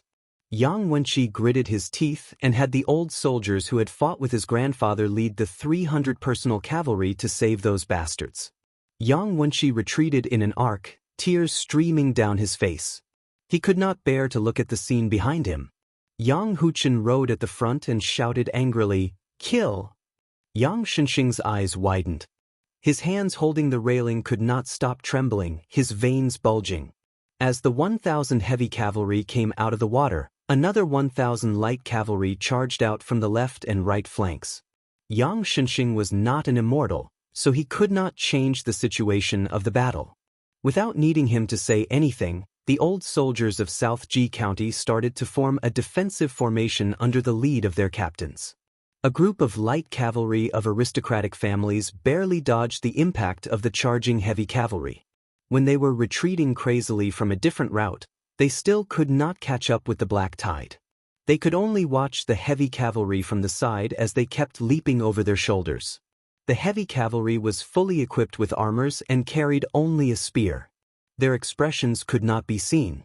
Other than the muffled sound of horse hooves, there was no sound at all. Then, from the side of the battlefield, they saw countless South Ji County cavalries being knocked away by the heavy cavalry. Many of them were knocked away together with their horses. There were even 2 old soldiers of Yang clan who were pierced through by a spear, and their spears only created some sparks on the armor of the enemy cavalries before they slid away. Only those who were lucky enough to pierce through the gap of the bright red vest with their spears were able to knock the enemy off their horses. However, for those enemies who were destined to fall off their horses, their spears were still able to easily pierce through the South G County cavalries in front of them as if they were tofu. Looking from afar, rows of corpses that were killed on the back of the horses were brazenly knocked away, fell to the ground, and then were trampled into a pile of meat paste. Yang Xianxia's face was filled with disbelief. He widened his eyes and wondered why his side did not even have the strength to fight back. How difficult was it to train a heavy cavalry that was not a burden on the battlefield, but could decide the outcome with a single strike? Yang Xianxia was extremely furious.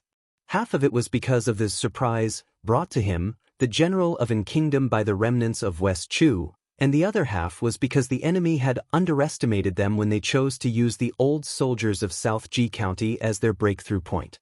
Chapter 1162. Because it was more than 5,000 words, it was a bit late. After the summer of the first year of Xiangfu, there was a piece of news that shook the court. The great general of an country, Yang Xianxia, faced an enemy of less than 10,000 people.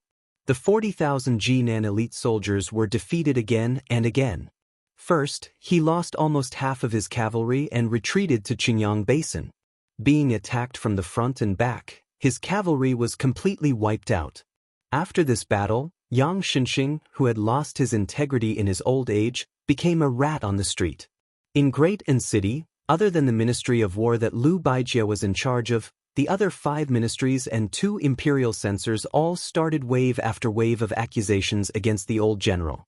They all had reason and evidence, saying that he had ignored the orders of the main general, Liu Xingxiang, and had gone south without permission. After going south, they revealed that this person was old. Not only did he not have a good command of the troops, he was also muddle-headed in the direction of the troops. Facing the remaining forces of West Chu, he was reduced to a state where he could not even take a single blow. Where was the invincible Li Yang? Where was the prestige of the nation? Yang Xianxia did not have the time to care about the unrest in the court. The old general and his 40,000 Jinan infantrymen that were still intact had become a turtle in a jar. Even he felt it was absurd and laughable. No matter how the white-haired great general tried to hide it, he still showed an aged appearance. The eldest son, Yang Huchen, had survived the cavalry battle more than a decade ago, but had lost an arm. His grandson, Yang Wenqi, had also been heavily injured in the battle 6 days ago. Even now, he was still lying on his sickbed with the stench of medicine. Yang Xianxia had never fought such a humiliating battle. It was not a big deal that Huchen's 3,000 light cavalry could not win against the 1,000 heavy cavalry. Victory and defeat were common in the military. It was Yang Xianxia who had let down his guard and violated the taboo of the military. The old man did not have many complaints. However, the development of the situation made General Engua almost kill someone. The 3,000 soldiers who did not suffer too many casualties in the first cavalry battle actually requested to leave the army immediately after witnessing the power of the heavy cavalry's charge. They passed through Qingyang Basin and retreated to the north of Qinshui and Jindu. Yang Xianxia did not reject them. He only suggested that they slowly retreated with the infantry to prevent the enemy's light cavalry from launching an attack. Unexpectedly, after receiving the news, those bastards agreed to it verbally, brought their personal guards and retainers and fled to the north in the middle of the night. After receiving the news, Yang Xianxia had no choice but to move his camp and follow them to the north.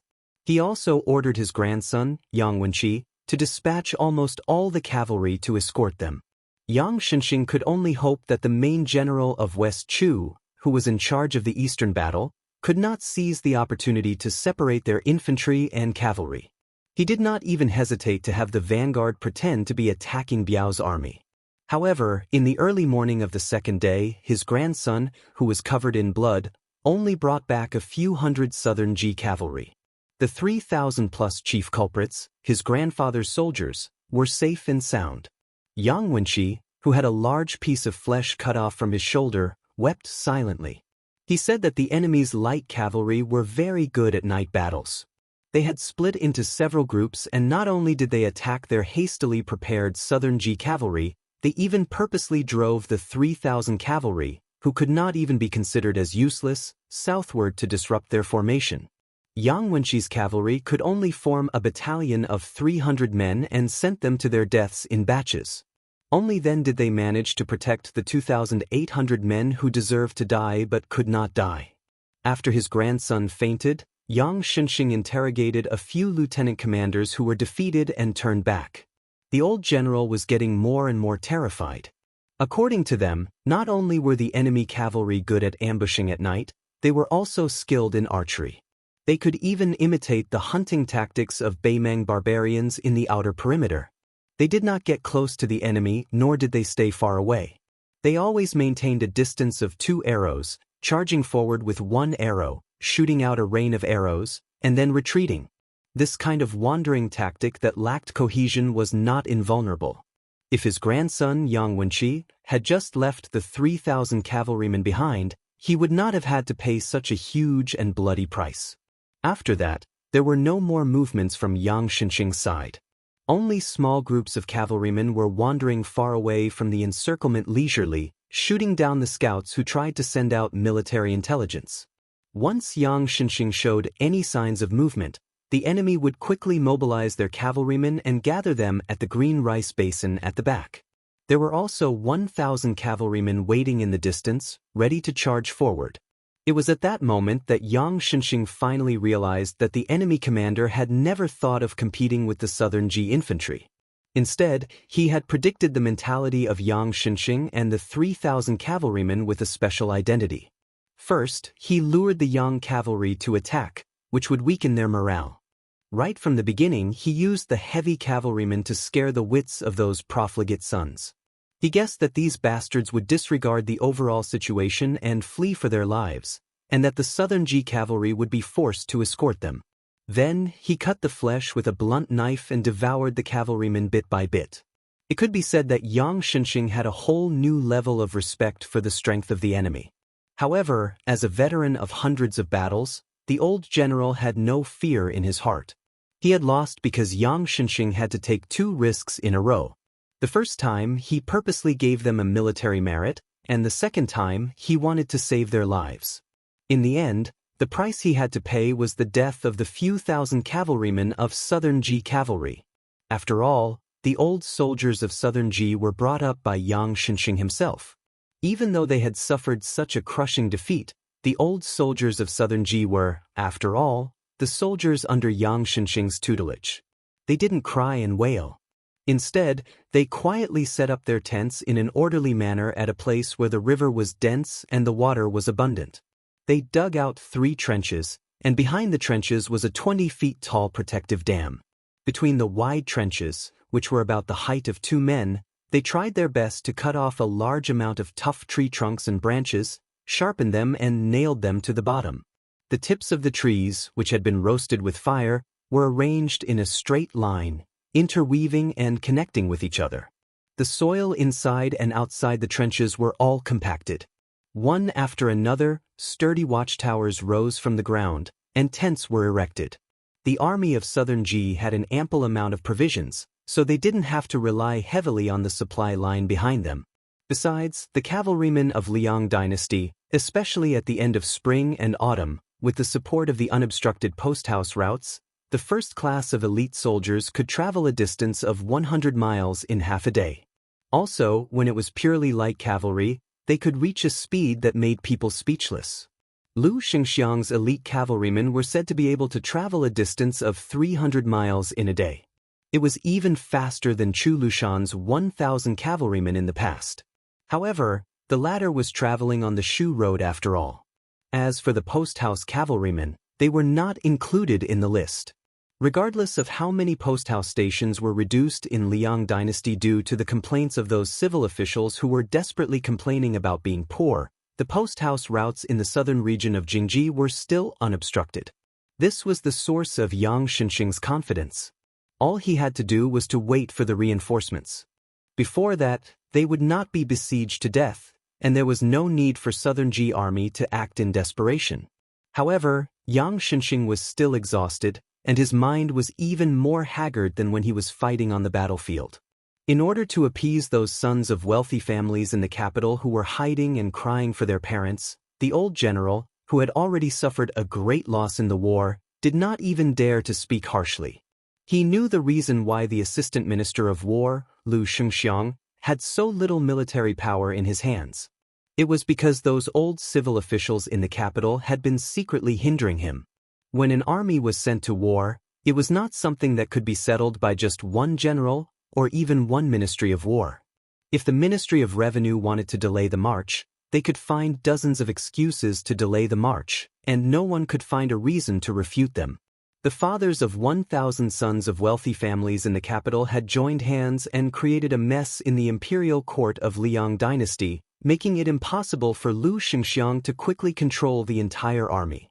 However, after he learned about the battle in Qingyang Basin and learned that his sons and grandsons were trapped, he was able to help the fate of the 6 divisions become extremely smooth overnight. The reason why Yang Xianxia had brought along the cavalry army, which looked like a golden jade on the outside but was actually rotten on the inside, was because the old general knew better than anyone else that the imperial court of Liang dynasty was a needle hidden in silk floss. However, Yang Xianxia did not expect the enemy's main general to be so insidious and ruthless. As Yang Xianxia expected, in the imperial court of Taiyan City, although countless people were denouncing Yang Xianxia for his crimes, the Minister of War, Lu Baijie, who had not been able to say anything during this period of time, suddenly seemed to be a man of his word. Those officials who had previously felt that Yang Xianxia's 40,000 and Yan Zhenchuan's 30,000 and 70,000 men and horses were making a big fuss over a minor issue, and that it was equivalent to killing a chicken with a butcher's knife, changed their faces overnight. They all spoke in unison about the craftiness of the remnants of West Chu and that they were preparing to fight to the death with the imperial army on the front line north of Qiaohuai. They needed to send another veteran general with meritorious service to the battlefield. Lu Shengxiang? As the commander-in-chief, he had allowed Yang Xianxia's troops to be besieged. This was an extreme oversight. He was not punished only because it was not appropriate to change the commander-in-chief at the last minute. Lu Baijie's suggestion was drowned out by the ferocious discussion in the imperial court. Lu Shengxiang needed to atone for his crimes through meritorious service. Other than the title of commander-in-chief, in reality, he did not have many troops that could be used for meritorious service. The one who truly led the troops was still the veteran general Wu Jun, who used troops steadily. This time, he had mobilized the 30,000 elite soldiers of the Jingji Fifth Army. Furthermore, under a secret order from the Ministry of War, Yan Zhenchuan had marched down from the Dongyu Plains and finally stopped in the area of the scattered warehouses. Then he would turn to the east and assume the position of a large army pressing down on the border from a commanding position. This was to support Wu Jun's 30,000 troops. When the time came, whether Yan Zhenchuan's cavalry would attack or defend would still depend on the orders from the Ministry of War. Chapter 1163. Outside Yulu Pass, Lu Shengxiang was still oblivious to the mobilization of troops from Guangling Road in the south. However, the criticism from the capital in the north kept entering his tent, creating a bleak atmosphere of instability. The few officers and commandants who were originally diligent and courteous at Yulu Pass were nowhere to be seen these days. Lu Shengxiang sat on the grass outside the camp. Beside him was Guodongfeng, who had been feeding the horses recently. Guodongfeng said angrily, "Does this Tang Shi sword immortal eat shit? He has already become the Minister of War, yet his words are worse than a fart." Lu Shengxiang said calmly, "Lu Baijie still has some conscience. He even spoke a few words of justice for me and suggested that I lead the troops down south." Guodongfeng sneered, "Conscience? Then why didn't he put in a good word for that old fool Yang Xianxia?" The 6,000 cavalry that he had painstakingly accumulated for more than 10 years were sent to their deaths in less than 10 days because of those hedonistic sons of rich parents. In the end, he didn't even have a good ending. Lu Shengxiang smiled faintly and said, "Lu Baijie isn't stupid, and the people who curse in the imperial court aren't really stupid either. There are many things that you know are one thing, but when you say it out loud, It's another thing. As long as Liu Baijie wants to stabilize his position, he has no choice but to work hard without complaint, robbing Peter to pay Paul. If Gu Jiantang was in the Ministry of War, this would not be the case. Of course, if Great General Gu is in Great Peace City now, there will be no day for me, Lu Xingxiang, to shine. Guodongfeng snorted coldly. West Chu's main general must have water in his head. He treated the front line of the Baiao army as a battlefield to compete in military strength. Did he really think that everything would be fine after eating Yang Shenxing's 40,000 Southern Ji soldiers? Lu Xingxiang glanced at Guodongfeng. The civil officials in the imperial court are stupid, so are you? Guodongfeng was stunned. He said with a shocked expression, did West Chu really plan to eat Yan Zhenchuan's 30,000 cavalry from the beginning? Can they? Yan Zhenchuan is not Yang Shenxing. Are they not afraid of choking to death? Could it be that Chao Changqing is going to personally take action?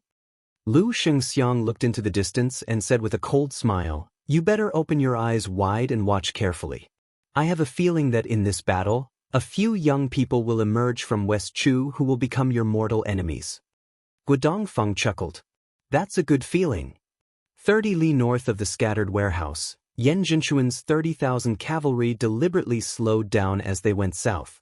The scouts reported that there was an enemy army 5 li away. All of them were light cavalry, no less than 20,000 cavalry. Vast plains, vast battlefields. The autumn wind whistled, and the banners fluttered. The usually stoic old General Yan raised his head to look at the bright red Yan character on the flag, then turned back to look at the fearless Yan family members. The old man said in a deep voice, pull out the flag. Old General Yan Zhenchuan, who was supposed to be in the rear, was going to lead the charge? Immediately, a few of his trusted generals came out to stop him. Yan Zhenchuan held up the long spear that had accompanied him for many years, shook his head, and said, if we win, it will most likely be the last battle of our lives. We can't just stand here and watch. If we lose, it will be our last battle.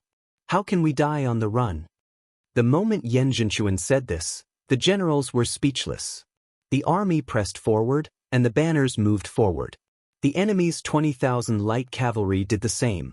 Yan Zhenchuan led 30,000 against the wind, while West Chu led 20,000 against the wind. There was no advantageous slope under the hooves of both sides, and there were no infantry formations. The territory here was vast enough for a sufficiently wide front line and cavalry to be deployed in batches. Thus, it could be said that the commanding talents of the cavalry commanders on both sides could be perfectly displayed, and the combat strength of the cavalry could be perfectly reflected. This was a perfect battlefield to see who was weak and who lost, and who retreated and who died. There was no chance of luck. Almost at the same time, two bugles suddenly sounded out, resonating with each other, majestic and sorrowful. Exactly the same, after the first row of cavalry from both sides charged out, the second row immediately launched a ferocious charge. The spacing between each row of warhorses was almost the same, so it did not affect the charging speed of the cavalry at the back. The horizontal front lines of both sides were about the same length, but because Yan Zhenchuan's cavalry had the advantage in numbers, they had more depth. A number of cavalry suddenly appeared in the distance between the two armies. The few of them did not affect the overall situation, and the men and horses did not wear armor.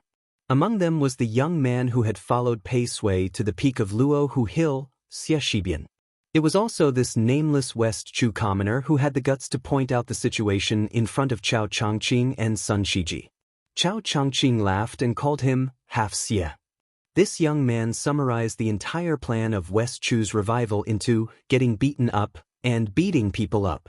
In reality, the entire northern front matter was decided by Xie Shibian. From the Yuao army taking over the town at the last moment, to the bait and night attack, to the encirclement and not attacking, to the Liang imperial court to lead Yan Zhenchuan's cavalry to scatter. Until now, he was watching from afar. It was all because of this person's strategy. A middle-aged man who was a head taller than Xie Shibian on horseback asked in a deep voice, General Xie, do we really not need to immediately use the 3,000 heavy cavalry hidden behind? Do we really not need to give the order for them to wear armor and mount? Yan Zhenchuan's 30,000 cavalry are not soft persimmons. Xie Shibian pursed his lips and shook his head. There is no meaning in using the heavy cavalry too quickly or too slowly. Xie Shibian spat out a mouthful of turbid air and said slowly, moreover, the death of 2 light cavalry soldiers is still worth it compared to the death of 1 heavy cavalry soldier. It can even be said that unless the 3,000 heavy cavalry is used to win, if they know that the heavy cavalry cannot change the situation, then the 20,000 light cavalry can be used to scatter the spirit of Yan Zhenchuan's cavalry, and this battle can be considered over. Otherwise, I would rather not have a single light cavalry left and retreat with the heavy cavalry to deal with the next cavalry battle. The man glanced at this young commander, who was definitely not famous in the Liang court, and laughed. This person was born in the place where the founding emperor of the Dechu dynasty rose. That place once had the reputation of 4 marquises in 10 li. After Taizu of Dechu became emperor, there were more than 160 generals and marquises. That place had as many as 46 of them. There was the custom of every family sewing cloth to make a marquis tiger for their newborns. It was the beautiful hope of the old saying, although a tiger cub has not formed a pattern, it has the aura of a bull. However, this young man named Xie Shibian was definitely not one of those descendants of generals and marquises with illustrious military achievements. However, this did not matter, because he was Chao Changqing's only disciple. Xie Shibian coldly watched the situation of the battle from the side. An hour later, 2 hours later, the muscular man and several other men at his side were all covered in sweat. Xie Shibian raised his butt and craned his neck to take a few glances. His lips moved slightly as he muttered to himself. He was still waiting. The men who had participated in the spring and autumn war all began to have anxious expressions. On the battlefield, their side had lost 5,000 cavalry, and Yan Zhenchuan had also lost more than 6,000. This was a battlefield where no one had retreated, and neither side had been defeated. Compared to the total number, such a large number of deaths, and the fact that they were still fighting to the death, was simply shocking. This was because in battles where cavalry were in a stalemate, the true casualties would often occur when one side was defeated and retreated. At that time, the number of casualties would truly increase. The brawny man who was drenched in sweat pulled at his collar and punched the horses back heavily. Xie Shibian was still expressionless. The muscular man glanced at the sky and softly said, "General Xie, if you trade life for life, we will lose." Xie Shibian grunted softly, still unmoved. Another man said angrily, "I will mobilize the cavalry to rush to the front. I am not as cold-hearted as you, Xie Shibian." Xie Shibian acknowledged and said calmly, "Wei Hong, if you dare to go, I will dare to kill you." The man gritted his teeth and said, "With your mediocre skills?" Not far away, a handsome young man with 4 long swords on his back hesitated for a while and said coldly, "I, Lu Sichu, can kill you." The man roared, "Lu Sichu, don't think that I am afraid of you just because your grandfather is Lu Danan." Xie Shibian said indifferently, "I have said it before. Either Yan Zhenchuan dies in battle, or the Yan family's cavalry is mostly exhausted. Only then will it be time for us to fight. You can ignore the fact that Lu Dantian is the #1 swordsman in Dechu, but since you are a soldier of my army, you have to listen to military orders. If you want to die, I will not stop you. But please, Wei Hong, die on the battlefield in the future, under the hooves of the Liyang cavalry." The ferocious-looking man rubbed his face and spat out a mouthful of saliva. "If we lose this battle, I will beat you to death with my own hands even if I have to disobey orders." After an hour that felt extremely long, Xie Shibian said in a deep voice, "Lu Tsong, Wei Hong, listen to orders." Wei Hong cursed and turned his horse around like a madman. "Listen to your mother's orders. I will go kill the enemy now. If we win, you can beat me to death later." The muscular man called Lu Tsong cupped his fists and left. Xie Shibian said word by word, "Remember, do not leave a single prisoner alive." Chapter 1164. Bailu was the 15th day of the 24 solar terms. At night, dew would appear on the vegetation and wild geese would fly south to avoid the cold. In Wei's county of Ningzhou, there were 2 county officers. At the end of last winter, Song Kelly, a foreigner, came here to take up the post. He was very effective in suppressing bandits and destroyed more than 10 horse gang nests. Horses in Ningzhou were frightened by his name. However, at the beginning of summer, Junior Commandant Song was removed from his position without warning by the Ningzhou provincial governor's office. He had been idle at home for several months now. When it rains, it pours. A marriage that had almost been settled was also cancelled. The woman was a pretty girl from a small family in Wuxia County. She was not from an official family or a scholarly family. Compared to the young Commandant Song who had a bright future, she was of a higher social class. Compared to the young Commandant Song who had a bright future, she was naturally wronged. The change in the marriage didn't cause too much of a stir in Wuxia County. After all, Ningzhou was in the south of the capital. Everyone in the county was focused on West Chu's revival on the Guangling Road. Who would care about the daily necessities of a poor scholar? Those who had a good relationship with their neighbors would call him Junior Commandant Song when they met. Most people did not like to pay attention to this official who had no backing. However, at dusk during Bailu, an old Confucian scholar with white hair entered the county. He did not ask for directions and went straight to Song Kelly's private residence, which had already been moved out of the county office. There was a small carriage parked outside the door so that people would not feel that the house was deserted. The old Confucian scholar looked at the delicate face in the corner of the curtain. The woman was surprised to see a guest in the house. She slowly lowered the curtain and the carriage slowly drove out of the alley. The old Confucian scholar directly pushed the door and entered. Song Kelly was in the yard reading an imperial court bulletin which he had asked for through his connections. When he saw the ordinary-looking Confucian scholar, he was pleasantly surprised. He put the bulletin on the stone table and hurriedly stood up. He bowed and said, "Greetings, Mr. Yuan." The visitor was the reclusive old Hanlin Yuan Pu from the Hanlin Academy.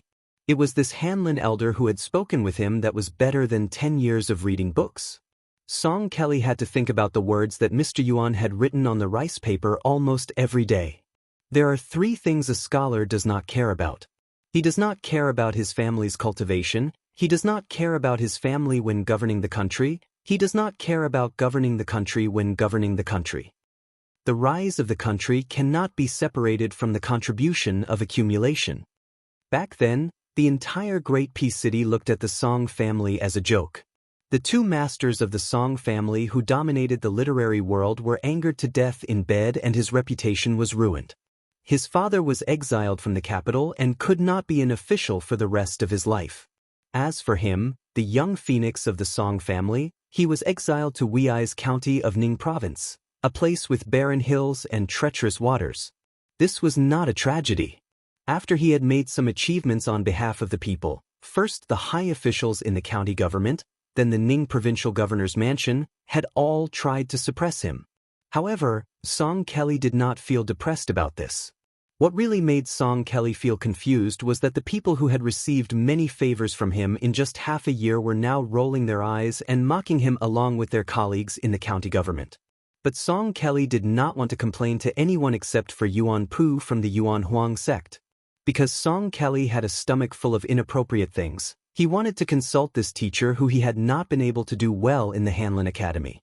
After Teacher Yuan sat down, Song Kelly asked respectfully, "Teacher, why have you come to Wuxia's county?" Yuan Pu, who liked to write more than talk, picked up the court bulletin. Probably because he had read too much and his eyes were not good, he raised it higher and browsed through it carefully. After putting it down gently, he spoke vaguely, "I have not left Great Peace City for too many years, so I wanted to go out and take a look." Speaking of this, the old teacher said with some emotion, "After Wang Xianxia left Martial Emperor City, an old friend of Great Peace City also left." Yuan Pu looked at Song Kelly and said straightforwardly, "There's a reason why the horse problem in Ningzhou can't be cured. It's just a chess piece on the chessboard. It's neither big nor small. But if you, an outsider, want to move the chess piece, the old chess players will kill you." Song Kelly nodded and said with relief, "As I expected, the horse gangs that have been swarming in Ning province these years are Chao Changqing's pawns." Yuan Pu said indifferently, "Chao Changqing has not been idle in the past 20 years. There is also a West Chu spy who became the third in command of Zhaogo. It was this person who proposed to plant spies in the army of Guangling province 17 years ago. In the early spring of the first year of the auspicious talisman, those spies who had been lurking for many years and had become lieutenants, to be exact, 367 of them, half died suddenly and the other half became the core of the West Chu rebel army. This move was completely unexpected by the Ministry of War who had been plotting with Zhaogo for more than 10 years. The Minister of War, Liu Baijie, has a lot to do with this. Otherwise, how do you think West Chu has so many elites who can fight to the death on the battlefield? Song Kelly was stunned. Yuan Pu wiped his 2 fingers across the stone table and said hoarsely, "There are big and small schemes. To put it in a big way, it is to remove the vassals, to gather the power of the country, to promote the imperial examination, to restrain the military. In the end, it is to swallow Beimang and unify the world. It is to complete the feat that the Qin dynasty has not accomplished in 800 years. To put it in a small way, it is to become someone's eternal emperor." Yuan Pu's finger moved vertically. To put it in a small way, it is to force the king of Beiliang to use all his assets to contain Beimang. It is to limit Gu Jiantang to the northern front. This is an overt scheme. To use West Chu as bait to waste the power and ambition of the vassals, including the king of Guangling, to weaken the local military power of Gu Lu. It is also to use this to bait the king of Yanqi, Zhaobing, who has the geographical advantage. This is a scheme. 2 generations of northern Liang princes. What's frightening about them is that they have 300,000 strong soldiers. What's respectable is that the father and son have power in their hands, but they won't rebel. What's pitiful is that regardless of whether you're northern Liang rebels or not, the imperial court of Liang wants your Su family to go bankrupt. Yuan Pu spread out his palms and wiped them on the table. Life is helpless. Just like Su Shao trying every means to kill me, but even if he has an army of 300,000 in groups of death warriors going to the capital, he still can't kill me. It is like Chao Changqing, who is talented but unlucky to be born in West Chu. It is like Zhang Julu, who works hard for the good of the world but has to face a situation where his family has the world. It is like Su Fengnian, who defeated Wang Xinji but has to face the million cavalry of Beimang. Their helplessness, compared to you, Song Kelly, is it greater or lesser? Song Kelly was dumbfounded. Mr. Yuan? Yuan Pu smiled. Song Kelly suddenly stood up and bowed deeply. He said anxiously, "Song Kelly greets Mr. Yuan."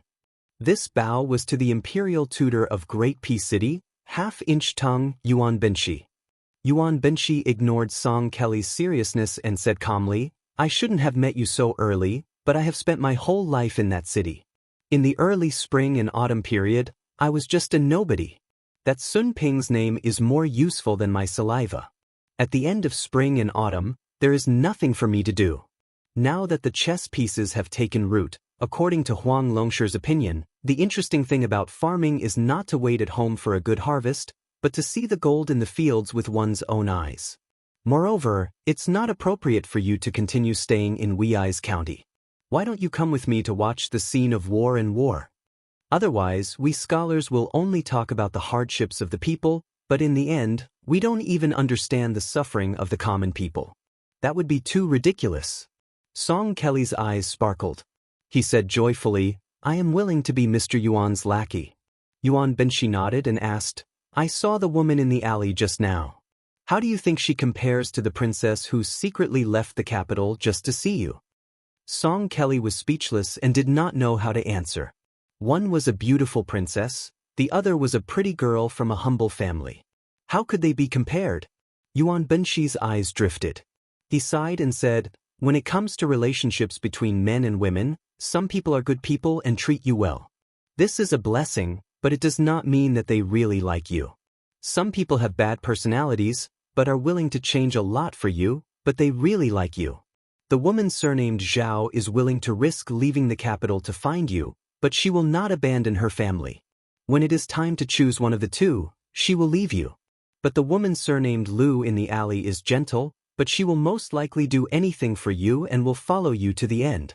People in the world always think that people with status will be grateful if they do something for them, but they are not deeply moved by the care of their parents, the help of their poor friends, or the help of their wives. Song Kelly said bitterly, "Thank you for your advice." Yuan Benshi suddenly sat back on the stone bench. "Talking is more tiring than doing things. Bring me wine." Song Kelly quickly ran into the house to find wine. Yuan Benshi said to himself, "If it were not for Bei Meng with 300,000 Baoyong, what would West Chu do? What would Zhao Bing and Zhao Yi and the other princes do?" Yuan Benshi said self-deprecatingly, "I am also helpless." Chapter 1165. A carriage leisurely drove towards the granary. The coachman was Song Kelly's delicate servant. Yuan Benshi, who sat in the carriage, kept the curtain drawn and looked at the formation of geese in the sky, lost in thought. The bird that sticks out takes the brunt of the wind. But no matter if it was a family, a clan, or a country, there would definitely be someone who would stand out. After Song Kelly left Wuxi's county, there were no more imperial court bulletins to read. However, Mr. Yuan would talk to him every once in a while, intentionally or unintentionally, revealing the secrets of heaven. Song Kelly believed him without a doubt. The Battle of the Scattered Cavalry was the first great defeat the emperor had suffered in the territories south of Great Peace City after he ascended the throne. During the Yonghui era, they had gone to Nanzhao twice. Although they had returned without any achievements, they had won and lost several large and small battles. In the battle of the first year of Xiangfu, the great general Yan Zhenchuan had died in battle and 30,000 elite cavalry had been completely annihilated. There was no way to cover this up anymore. The Li Yang court was terrified. If it was said that Yang Xinxing being trapped could be understood as underestimating the enemy, then the Yan family's cavalry and the West Chu rebel army had met force without any tricks. The result was a crushing defeat, forcing the court officials to re-evaluate West Chu's strength. Song Kelly, who wholeheartedly served his country, was even more worried. It was only when Mr. Yuan spoke to him openly that this young phoenix of the Song family truly understood the treacherous nature of the imperial court. "Did you see something?" Yang Xinxing's 40,000 Southern Ji soldiers, the 5,000 to 6,000 newly created cavalrymen, and Yan Zhenchuan's 30,000 elite cavalrymen guarding the capital are all someone's army? Song Kelly exclaimed, "But isn't the price a little too high?" Yuan Benshi smiled faintly. "On the court side, it's mainly the Ministry of War and the Study, where the daily manager works. These places don't think that Yang Xinxing and Yan Zhenchuan, the two veteran generals with meritorious service, will be defeated. They should have lost after the backbone of West Chu, Chao Changqing, showed up. However, since the capital's military seems to have suffered a heavy blow, then what reason does Prince Guangling Zhao Yi have to not make any moves?" Song Kelly sighed. "First restraining the military, then removing the vassal state is a matter of course. This is an open conspiracy." Yuan Benshi did not comment. He hesitated and said self-mockingly, "I've read some military books, but I don't dare to say that I'm familiar with military affairs. Therefore, I've always tried my best not to interfere in the layout of war. Of course, it's important to know one's own strengths and avoid one's weaknesses. Many times, as long as you don't make mistakes, opportunities will come." Yang Xinxing had lost because of the imperial court. Otherwise, with Zhu Zhao's frontline military strength, both sides were evenly matched. If Yang Xinxing was allowed to fight steadily, he would still be able to gain an advantage. However, Yang Xinxing had been fighting wars for most of her life. When she got older, she no longer thought of herself as a feudal official. Instead, she thought of herself as a courtier. In the end, it was reasonable that she lost outside of the battlefield. "Song Kelly, you must learn from this." Song Kelly nodded vigorously. Yuan Benshi continued, "Yan Zhenchuan was implicated by Yang Xinxing and had no choice but to retreat to the south. West Chu's cavalry waited for him to exhaust himself. Then, unexpectedly, 3,000 heavy cavalry appeared at the crucial moment to disrupt the situation. The more Yan Zhenchuan managed his army and the more his soldiers fought to the end, the more they fell into West Chu's trap. With Yan Zhenchuan's experience, he would have guessed that West Chu's 20,000 light cavalry had an ambush behind them. He just didn't expect that the 20,000 cavalry would be defeated by the 30,000 cavalry. The imperial court made one wrong step after another, while West Chu took one step after another. It seemed like West Chu had a successor. The Ministry of War had a record of several youths and 4 of them were the best. 2 of the 4 had appeared. The Pei clan's Pei Sui was in charge of government affairs.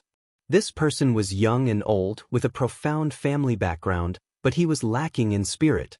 Su Yunxia, who led 20,000 light cavalry to fight to the death with Yan Zhenchuan, was full of spirit. However, he couldn't grasp the timing of the heavy cavalry's attack. It seems that the northern front is the work of Ko Jianghuai or Xie Shibian. Song Kelly said slowly, I've heard of Ko Jianghuai. His ancestors were all generals of West Chu. He studied military strategy and was a brilliant figure in Shangyin Academy in his early years. He became teacher Jishang before he was 20 years old. He was also brave enough to break through enemy lines. He's a rare talent in both the pen and the sword. As for who Xie Shibian is, I've never heard of him. Teacher Yuan, is West Chu's Northern Front plan really not the Confucian sage Chao Changqing's plan? Yuan Benshi shook his head. Without these outstanding young people, how would Chao Changqing dare to revive his country? Yuan Benshi suddenly laughed. It was the kind of laughter that wouldn't stop. Song Kelly was stunned. His impression of Teacher Yuan was that he was calm in the face of change. He had great wisdom, but he was shrewd and rarely revealed his true feelings. After laughing heartily, Yuan Benshi took a sip of wine and said, I've been cooped up in the Hanlin Academy all my life. I've heard a lot of famous scholars talk and talk. Although I'm pedantic, I'm still one of the most knowledgeable people in the world. There's no lack of merit. I've either dealt with a group of people who can't see the light of day, or I've dealt with a group of people behind the scenes. These people are even more knowledgeable. Each of them has their own outstanding talents. Some of them are flawless in small details. Some of them have great foresight. When I left the capital this time, I stayed in those inns and towns and listened to the boasting of poor scholars and country bumpkins. Only then did I realize that there's a different flavor to it. Chapter 1166. Song Kelly didn't know whether to laugh or cry, but he didn't dare to comment. During this trip to the south, he had heard many ridiculous comments from frogs at the bottom of the well. Song Kelly often heard them in one ear and out the other, but Mr. Yuan enjoyed them every time. He drank and ate more and more happily. For example, there were some rough people in the marketplace who said that Chao Changqing from West Chu was too stupid. Why didn't he hide in the capital and assassinate the emperor? He had already assassinated the emperor 3 times, so what if he did it a few more times? It was better than doing nothing on the Guangling road. There were also people who had more practical opinions. They said that if he was Chao Changqing, he would lead the Jianghu masters to the north and kill a few thousand people each time, once every few days, all the way to the foot of Tailu and city without losing a single soldier from West Chu. It wasn't that there weren't any unique opinions. They raised objections. If that was the case, why didn't the imperial court spend a lot of money to hire martial arts experts to go to Beimang? Why did we still need General Gu Jiantong's border army? Why did we need the Bailiang cavalry? It was clear that there were rules in the world that the common people didn't understand. However, when these people were asked the root of the matter, they couldn't give an answer. In the marketplace, as West Chu rose up and raised the flag with the word Jiang, the situation of King Liang's army winning the battle did not appear. The battle was at a stalemate and was very lively. There were many people who were angry and expressed their opinions.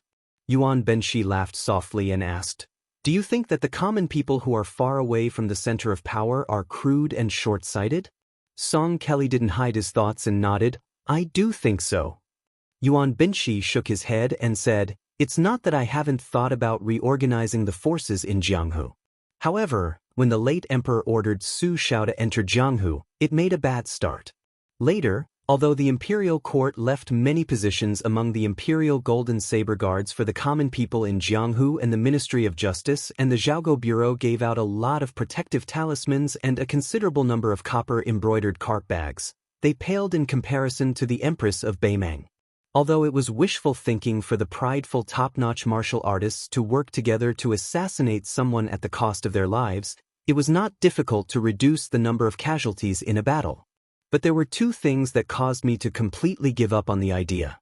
One was the orthodoxy of the literary vein in the emperor's heart, the obstruction of the eunuch Han Xingxian, and teacher Lu's attitude that he was the only one in Great Peace City. The second thing is that Su Shao collected all the secret manuals in the world and put them in storage. He also set the rule of Jianghu. From then on, the court and Jianghu did not interfere with each other's business. He was unable to create the scene of Beimeng merging with the Great River. Yuan Benshi sighed and shook the flagon. He looked at the young Song Kelly and said in a deep voice, "Smart people don't need to use complicated means to achieve great things. They are often very simple. But there is one thing that cannot be wrong. That is, what you see in the distance and the path you take must be right." What was truly difficult was that it was easy to know but difficult to do. Your ancestors and father's generation had joined hands to dominate the literary world and suppress others. They might not have known that their actions were hindering the atmosphere of the scholarly circle, but because they could not let go of their family's honor. The current emperor did not adopt Li Xiaoxin's new calendar. It might not be that he did not care about the people, but because he could not let go of his family's prosperity. Chao Zhangqing's outstanding character, even I, Yuan Binshi, admire him. This high-ranking official has entered the imperial palace several times. As long as his killing intent is not heavy, that old friend and I not only did not stop him, but also turned a blind eye twice. But Chao Chongqing could not let go of one person. That old friend and I could not bear to let go of our scholarly prowess. It was scattered by the wind and rain early on. Yuan Benshi said emotionally, "When a person is stubborn, they become foolish and true. The good and the bad cannot be described in a few words." Song Kelly was about to continue asking for advice when Yuan Benshi had no intention of speaking. He muttered to himself, "The Jianghu has mostly been decided by people. The court will also have an end in this dynasty. In the future, I, Yuan Benshi, and strategists like Li Yishan and Nalin Yusi will become extinct. As for the imperial tutor, that is even more of an extravagant hope." The following journey to the south was uneventful. General Yan Jinchuan and his 30,000 Yen family cavalry were history. The imperial court was still deploying troops and generals. There would be no war in a short period of time. Moreover, the horse thieves had disappeared overnight. The carriage traveled without any danger. It even arrived at the battlefield where the granaries were scattered. Yuan Benshi walked out of the carriage. He did not immediately go to the battlefield where the 50,000 cavalry had been deployed. Instead, he went to the place where the West Chu heavy cavalry had stopped. Liang only had Bailiang, Jizhou, and the two Liao provinces. West Chu's warhorses were naturally inferior to those of these three places. Moreover, when the heavy cavalry rushed to the battlefield, it was impossible for them to gallop with the momentum of a rainbow. Instead, they needed a large number of mules and horses and many auxiliary soldiers. Before the heavy cavalry entered the battlefield, the riders did not wear armor or mount their horses. They only chose to hide in a place not far from the battlefield and quietly wait for an opportunity. Once the heavy armored cavalry completed their charge, the huge impact they would create would be unparalleled. It could be said that the heavy cavalry was like a woman that every cavalry commander wanted to keep in a golden house. They were the most terrifying love rivals that the enemy commander did not want to meet. Yuan Benshi followed the marching route of the heavy cavalry and slowly walked until he reached the final battlefield. Yuan Benshi squatted down and closed his eyes. It was as if he could see the tragic scenes of the battle between the cavalry and the soldiers. At the end of the light cavalry battle, the West Chu heavy cavalry charged out. Yan Jinchuan, who had changed his warhorse several times, was covered in blood. He was not afraid of death. He led the few remaining personal guards who had been protecting him and took the lead to meet the heavy cavalry. Those who had horses continued to fight on horseback and made one last charge. The Yan family cavalry, who no longer had any warhorses to ride, stepped into formation and met the unstoppable flood of armored soldiers. After the situation was settled, the exhausted West Chu cavalry continued to chase with gritted teeth. Yan Jinchuan was the first to die in battle.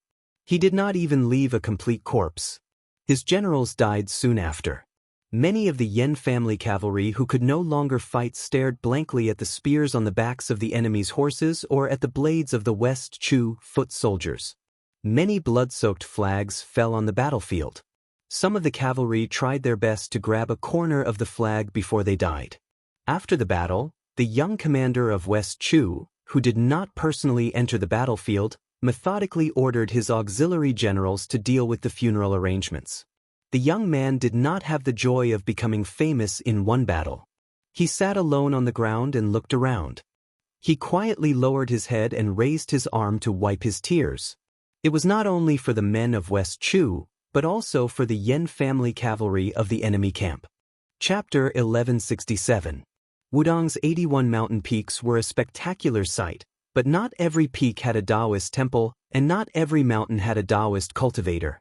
Among them, the small pillar peak in the north had relied on the east wind of the northern Liang king's large-scale construction to build a new Daoist temple.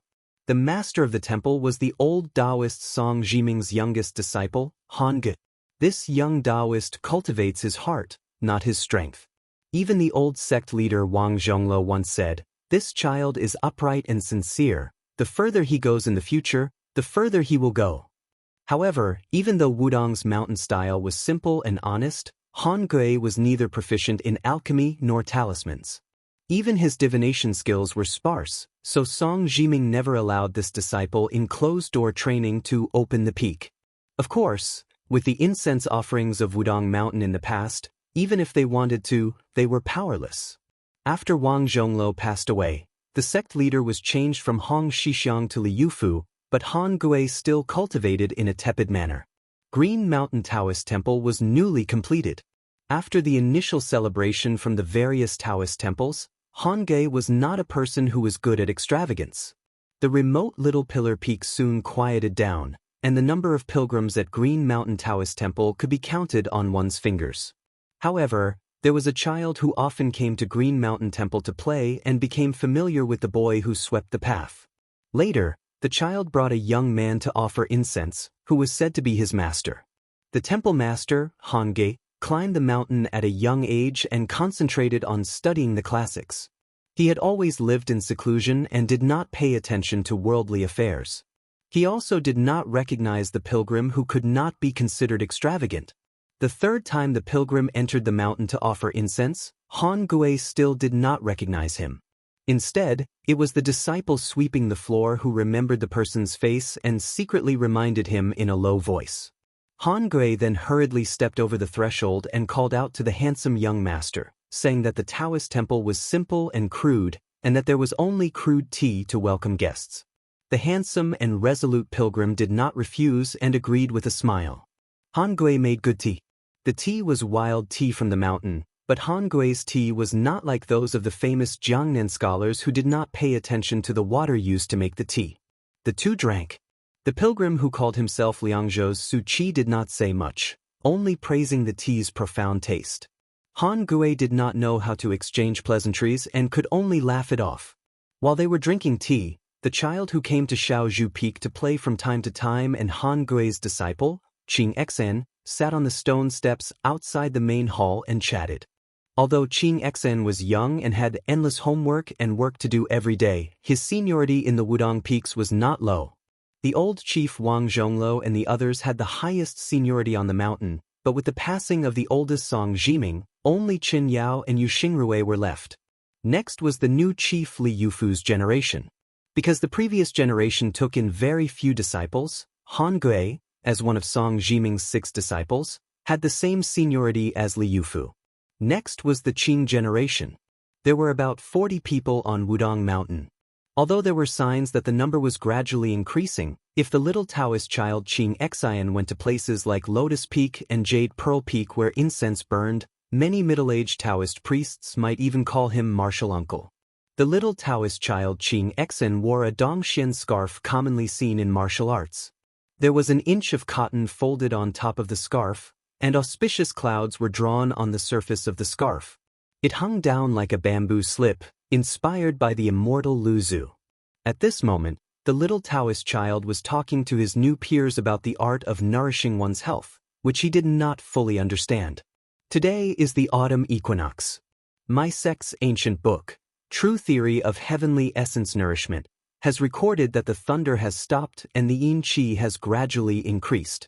My generation should lie down early and rise early.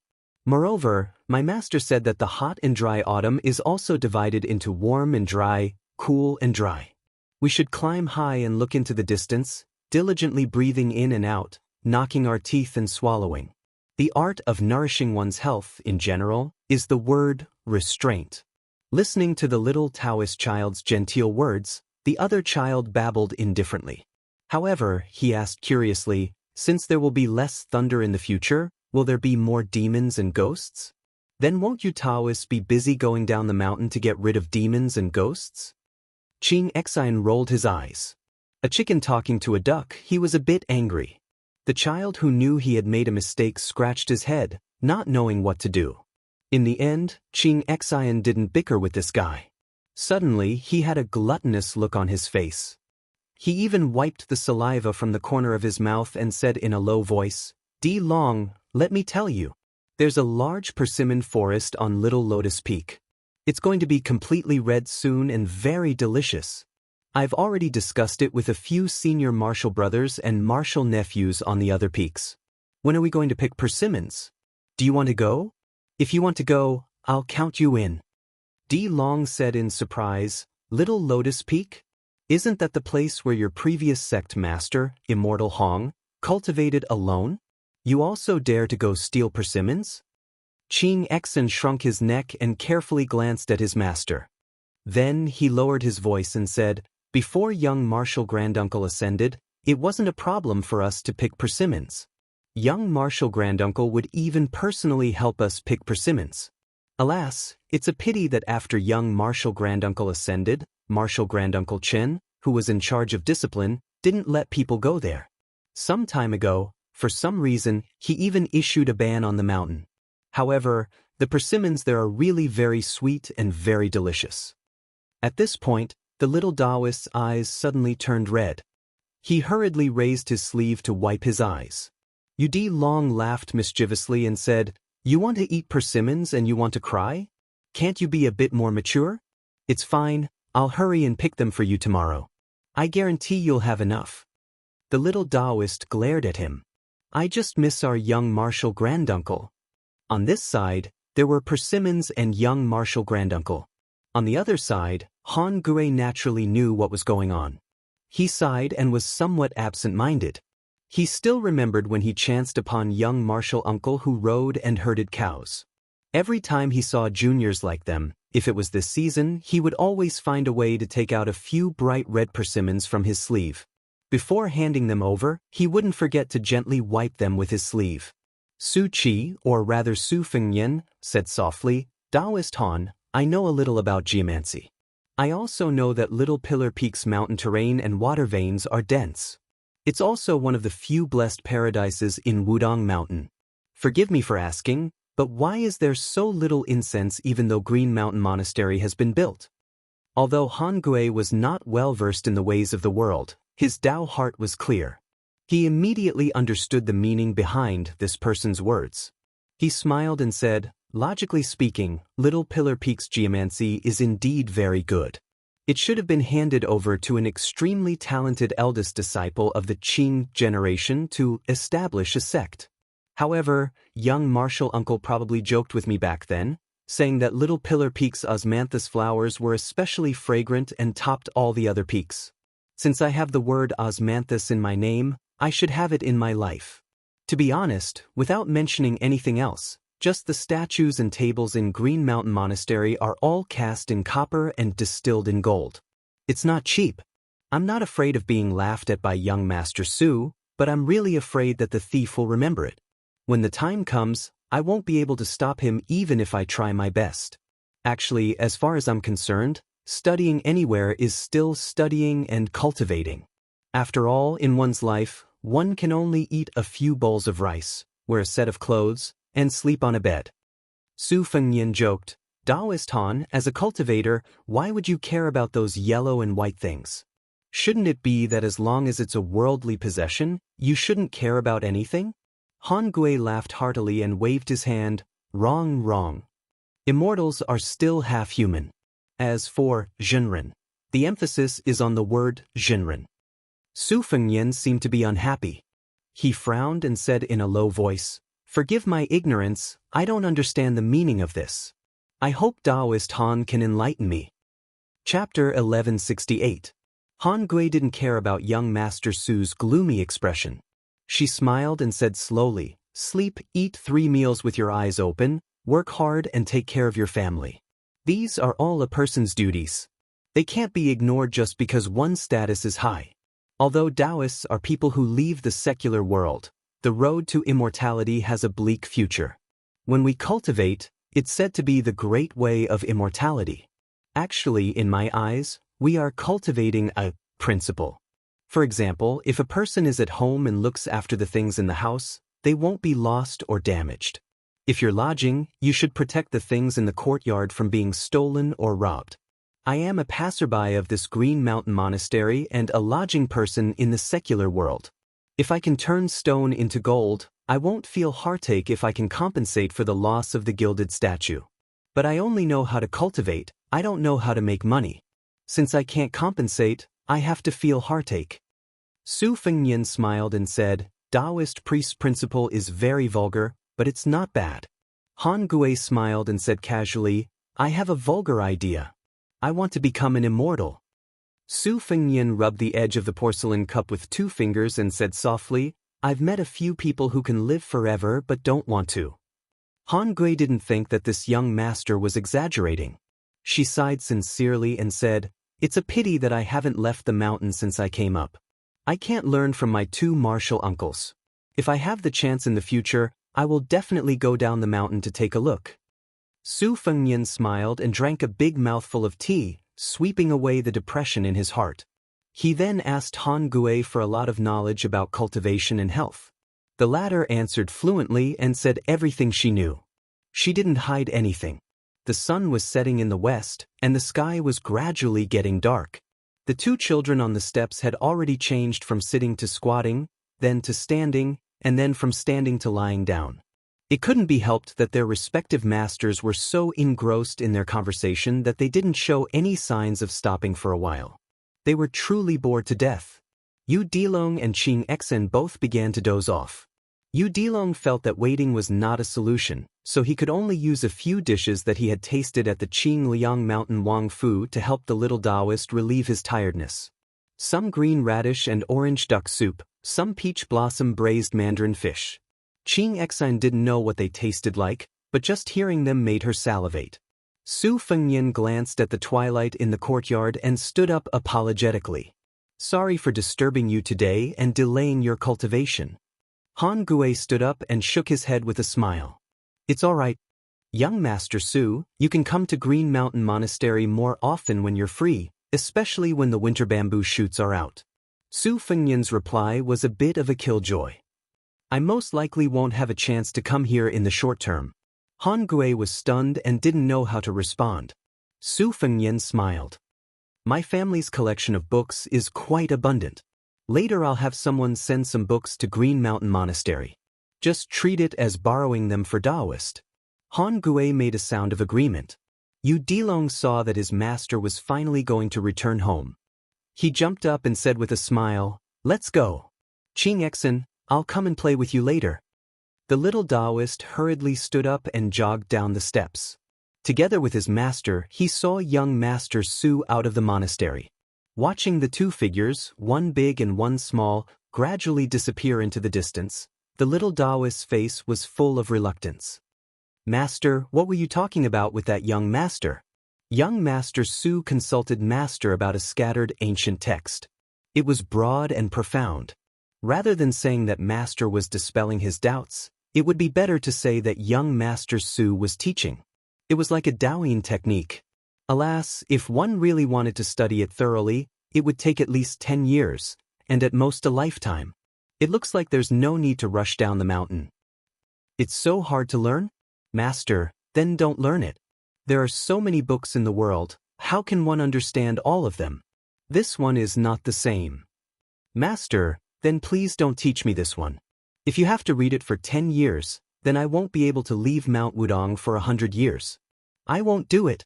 After all, you just don't want to cook, right? Ha! Forget it. Today Master will do it personally, so that you don't know how to sprinkle salt. Oh right, remember that a cultivator can't be idle all day long and be an empty shell. Go, while Master is cooking, copy the 9 notes of obedience to life, twice. Su Fengnian and Udilong walked down the small pillar peak along the newly opened stone path. Udilong couldn't help but ask, Master, do you really think there are ghosts and gods in this world? Su Fengnian casually said, if you believe it, then there are. If you don't, then there are none. The child made an oath sound. Looking at the dark mountain forest, he was somewhat uneasy. After being interrupted, Su Fengnian, who was originally thinking about something, glanced at the child who was following closely behind him. This eldest disciple's talent in martial arts was really amazing. Although Udilong, whether it was out of his own heart or because of the poor environment he grew up in, had an almost flawless ability to hide his inadequacies from everyone, Udilong's talent in martial arts was really amazing. Su Fengnian had once inadvertently confirmed one thing. As long as this child walked through any complex structure once, he would be able to outline a 3-dimensional picture for you. This kind of talent was even rarer and more precious than a simple retentive memory. The so-called martial arts genius was just like this. Su Fengnian had been watching from the sidelines for a long time. He realized that this disciple of his was a little warm-hearted and cold.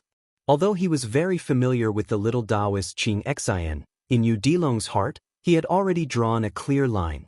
He could not cross the line, he could not go against the dragon's scale.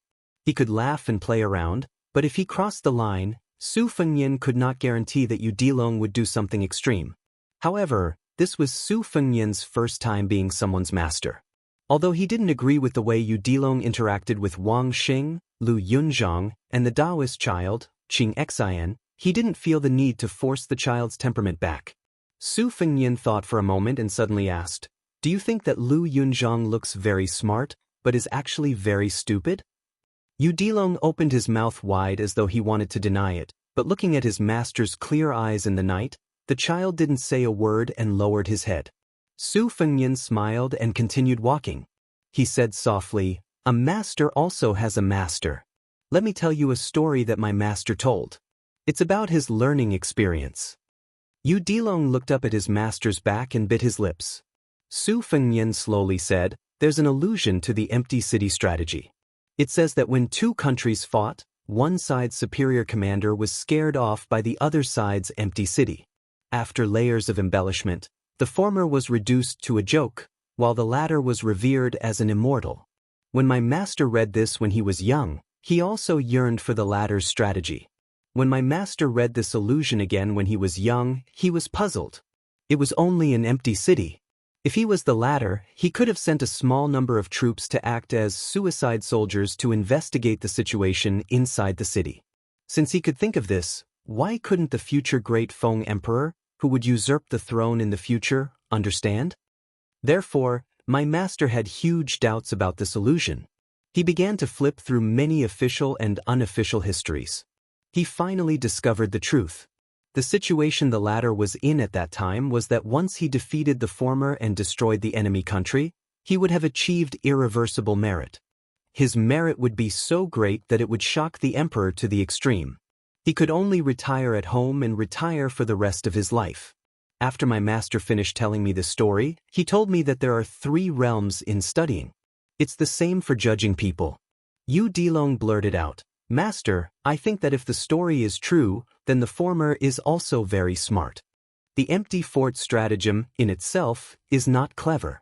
What is clever is that he used this stratagem to scare off the enemy.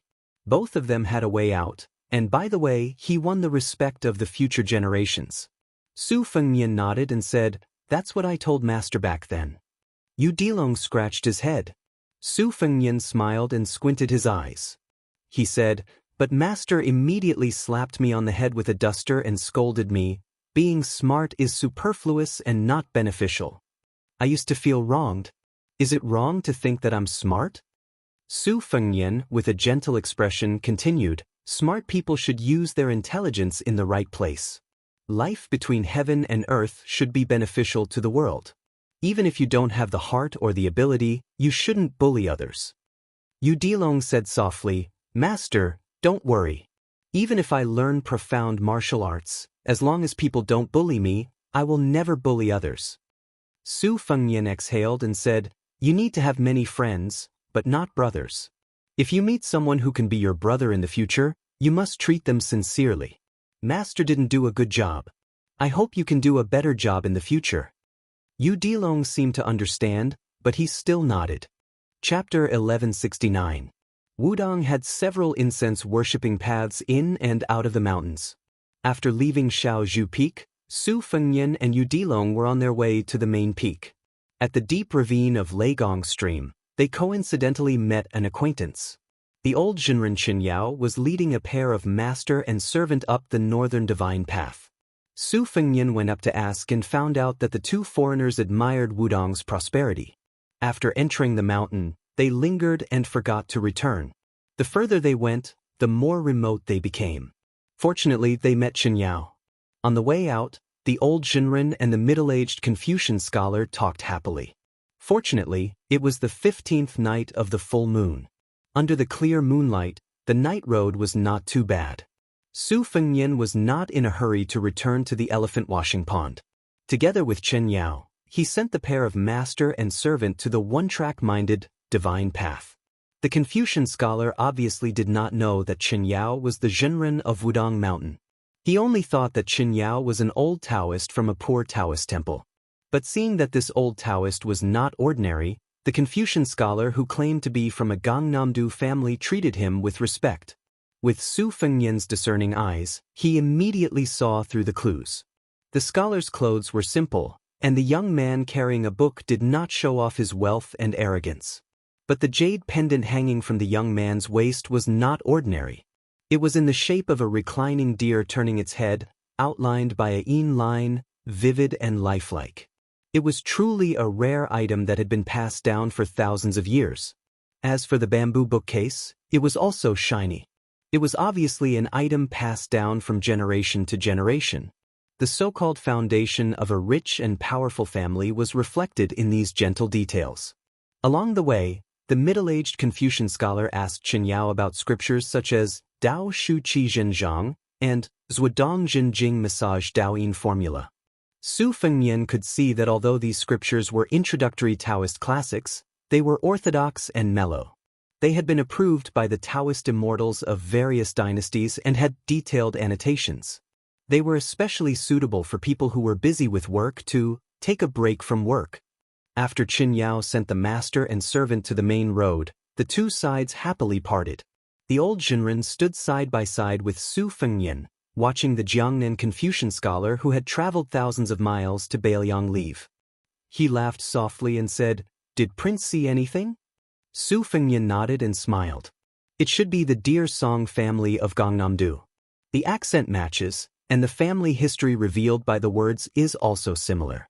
Although the Song family is at the bottom of the 10 wealthy families of the spring and autumn period, a starving camel is still bigger than a horse. Furthermore, because the family's foundation is located north of the Guangling River and they have long been attached to the imperial court, they are not deeply involved with the other families. Now in Liang, they are considered a first-class noble Chinese family. Back then, the Song family of the capital had 2 teachers. Before they became famous, they had no choice but to use the banner of a distant branch of the Deer Song family to gain a firm foothold in Taiyan City. I heard that the Deer Song family has a lot of complaints about the Song family that burned the bridge after crossing the river. Qinyao twirled his beard and smiled. If I am not wrong, this person should be the youngest son of Deer Song Yeping, Song Dongming. Legend has it that before this child was born, an auspicious white deer rushed into the mansion, and Song Dongming was born. Su Fengnian did not expect Song Dongming to come to Beiliang personally. He frowned and said, This person is one of the hidden ministers that someone in the imperial court has taken a fancy to. On the surface, after he lost to Yin Maochun in the spring of Yonghui, he has devoted himself to the mountains and rivers for many years, but in reality, he has been hibernating and accumulating power. Powerful families like the Song family have always liked to speculate everywhere. However, To put such an important person like Song Dongming in Bailiang seems to be too risky. Chen Yao shook his head and turned to look at Su Fengnian face to face. He asked, "Your Highness, do you think that once Beimeng invades the south, Bailiang will lose more than win?" Su Fengnian did not hide anything. He said calmly, "If the Empress of Beimeng only uses half of the country's power and the southern dynasty's army to invade the south, I have full confidence that I can defend Bailiang's border. However, if the Empress of Beimeng personally comes to the border with all of Beimeng's military orders and generals, even if Bailiang already has 2 lines of defense, it will still be impossible to stop Beimeng's iron hoofs.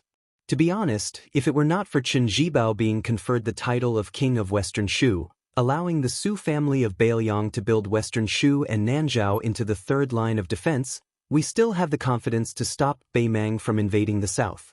According to my master, Li Yishan's plan, Bailiang's 200,000 border soldiers, Yuliang and Nanzhao, and finally Liuzhou's western regions and Western Shu's Nanzhao, would be enough to hold Beimeng's million-strong army. However, the imperial court used Prince Zhao Kai to go to the western regions with a vase and Qin Jibao to be conferred the title of king to become a vassal, disrupting the situation that Bailiang painstakingly built up. Otherwise, with Shu's Nanzhao and Nanzhao's thousands of li of depth, even if they lost the border, they could still attack and defend. Not to mention 5 years, even if Beimeng was given 10 years, they still wouldn't be able to enter the Central Plains. Chapter 1170. Su Fengnian rarely confided in others, especially when it came to matters of national security. He would not take the initiative to mention even half a sentence to others. However, he had always been close to Mount Wudong, and Chen Yao was a senior of virtue and prestige on the mountain. He was the shitty of the old hierarch Wang Zhongluo and also Hong Shixiang's shitty, so Su Fengnian did not have the slightest bit of wariness. Moreover, a person with a treasure in his heart would always need to say a few words. The moon was bright and the stars were sparse. Walking slowly on the divine path back to the mountain with Chen Yao, Su Fengnian continued, "Unfortunately, after Master passed away, I could not keep the plans he had set.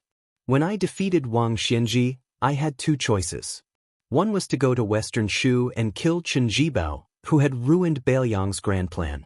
Even if I had to bear the name of a rebel, I had to take Western Shu, which had always been easy to defend and difficult to attack.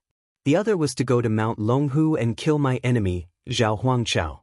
Out of selfishness, I still chose the latter. Although at that time I had a vague feeling that killing Zhao Huangchao was easier than killing Qin Jibao, looking back now, in the end, it was still out of selfishness. Every time I think about it, I feel uneasy." Su Fengnian smiled, seeming a little embarrassed. He said softly, "Of course, the number of times I think about it is actually not many. Including now, it's only been 2 times." Chen Yao smiled knowingly. "My master once told us that cultivation is neither easy nor difficult. In fact, it's just being one's true self, speaking from the bottom of your heart, and doing things with love. In my opinion, cultivation is for the sake of attaining the Tao. There's nothing wrong with that. Everyone in the world is cultivating and making choices. That's why there's the saying, the unjust find little help, the righteous find much help." Since the prince is being frank and honest, this humble Daoist might as well speak his mind. If there is any disrespect. This humble Daoist believes that the prince will not vent his anger on Wudong Mountain. The prince's actions over the years are worthy of trust. This was common sense, and Bailiang was the same. His Highness oversaw the northwest of the dynasty, and together with the great general Gu Jiantang on the eastern front, he faced the Beimeng Iron Cavalry. Regardless of whether he was a prince with a different surname, or if he was called the second emperor, this was the responsibility that the eldest son of the Su family should bear. He could not shirk his responsibility because of a few sarcastic remarks. Generations of Wudong people were willing to get close to the great general Su Shao. Other than the great general treating the Taoist priests on the mountain well, it was more because my fellow disciples respected the great general's responsibility. Your Highness is the new head of the Su family and the new Prince Liang of the dynasty. Wudong Mountain, where this humble Taoist is from, is generally satisfied. However, there is one thing that this humble Taoist cannot bear to look at. Today, This humble Taoist must let your highness know. Su Fengnian smiled and said, Daoist priest, please say it. Good words enter the ear, bad words don't take to heart. Chen Yao looked at the amiable young king and said seriously, Your highness is too gloomy. Su Fengnian did not expect such a statement. For a moment he was speechless and did not know whether to laugh or cry. The middle-aged Taoist priest said angrily, Your highness, after all, is only a young man in his early 20s. You are also a figure who has climbed to the top of Jianghu. You should be at your most high-spirited. How can you be so gloomy?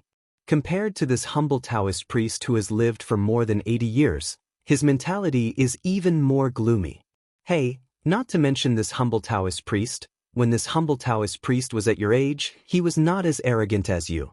At that time, the two brothers, Zhao Shi and Zhao Shituan of Longhu Mountain, went up the mountain to ask for the Dao and ask for the sword. Senior brother Wang beat and scolded them until they had no temper. He also went down Wudong Mountain without his master's permission and went to Longhu Mountain alone. First, he vented the anger in his heart. After returning to the mountain, he was grounded by his master to reflect on his mistakes. That master of ours spoke harshly and got angry in front of eldest senior brother. After he locked eldest senior brother up, he immediately smiled at us. That mouth of his couldn't close for a few days. He smiled at everyone he saw. However, after master left, senior brother Wang's mind became heavy. It was not until he led junior brother Wang up the mountain that he felt better. Su Fengnian's hands were in his sleeves. He was silent, but there was some warmth in his heart. Chen Yao suddenly smiled and said, This humble Taoist priest knows a bit about prophecies. I have 2 pieces of good news to tell you. Consider it as my thanks to your highness for returning the Great Yellow Court. Su Fengnian said half-jokingly, If it's really good news, I promise that Shaozhu Peak's incense will not lose to Wudong's main peak in 3 years. Even if Beimeng really invades Beiliang's territory, I will protect Shaozhu Peak. Qin Yao glared and said, Let's not talk about the good news first. Your Highness, there is one thing you must remember. The more sincere a person is, the more careful they must be with their words. Isn't it a prophecy?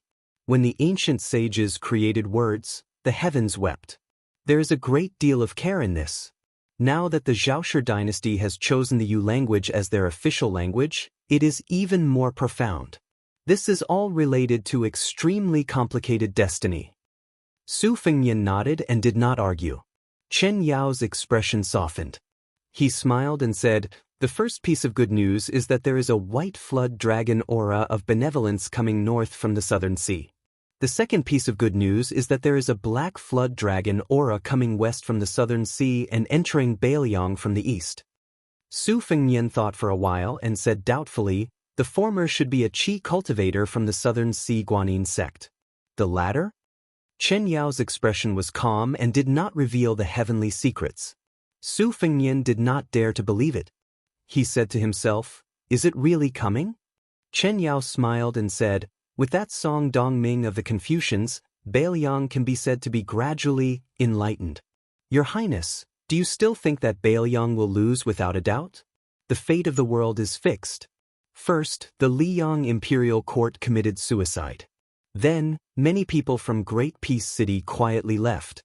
For the Zhaoshi, this is not a good sign. But for Beiliang, for your Highness, this is a once-in-a-lifetime opportunity. You must not miss it. Yu Dilong looked at his master. An imposing aura. A python behind him raised its head. An imposing aura.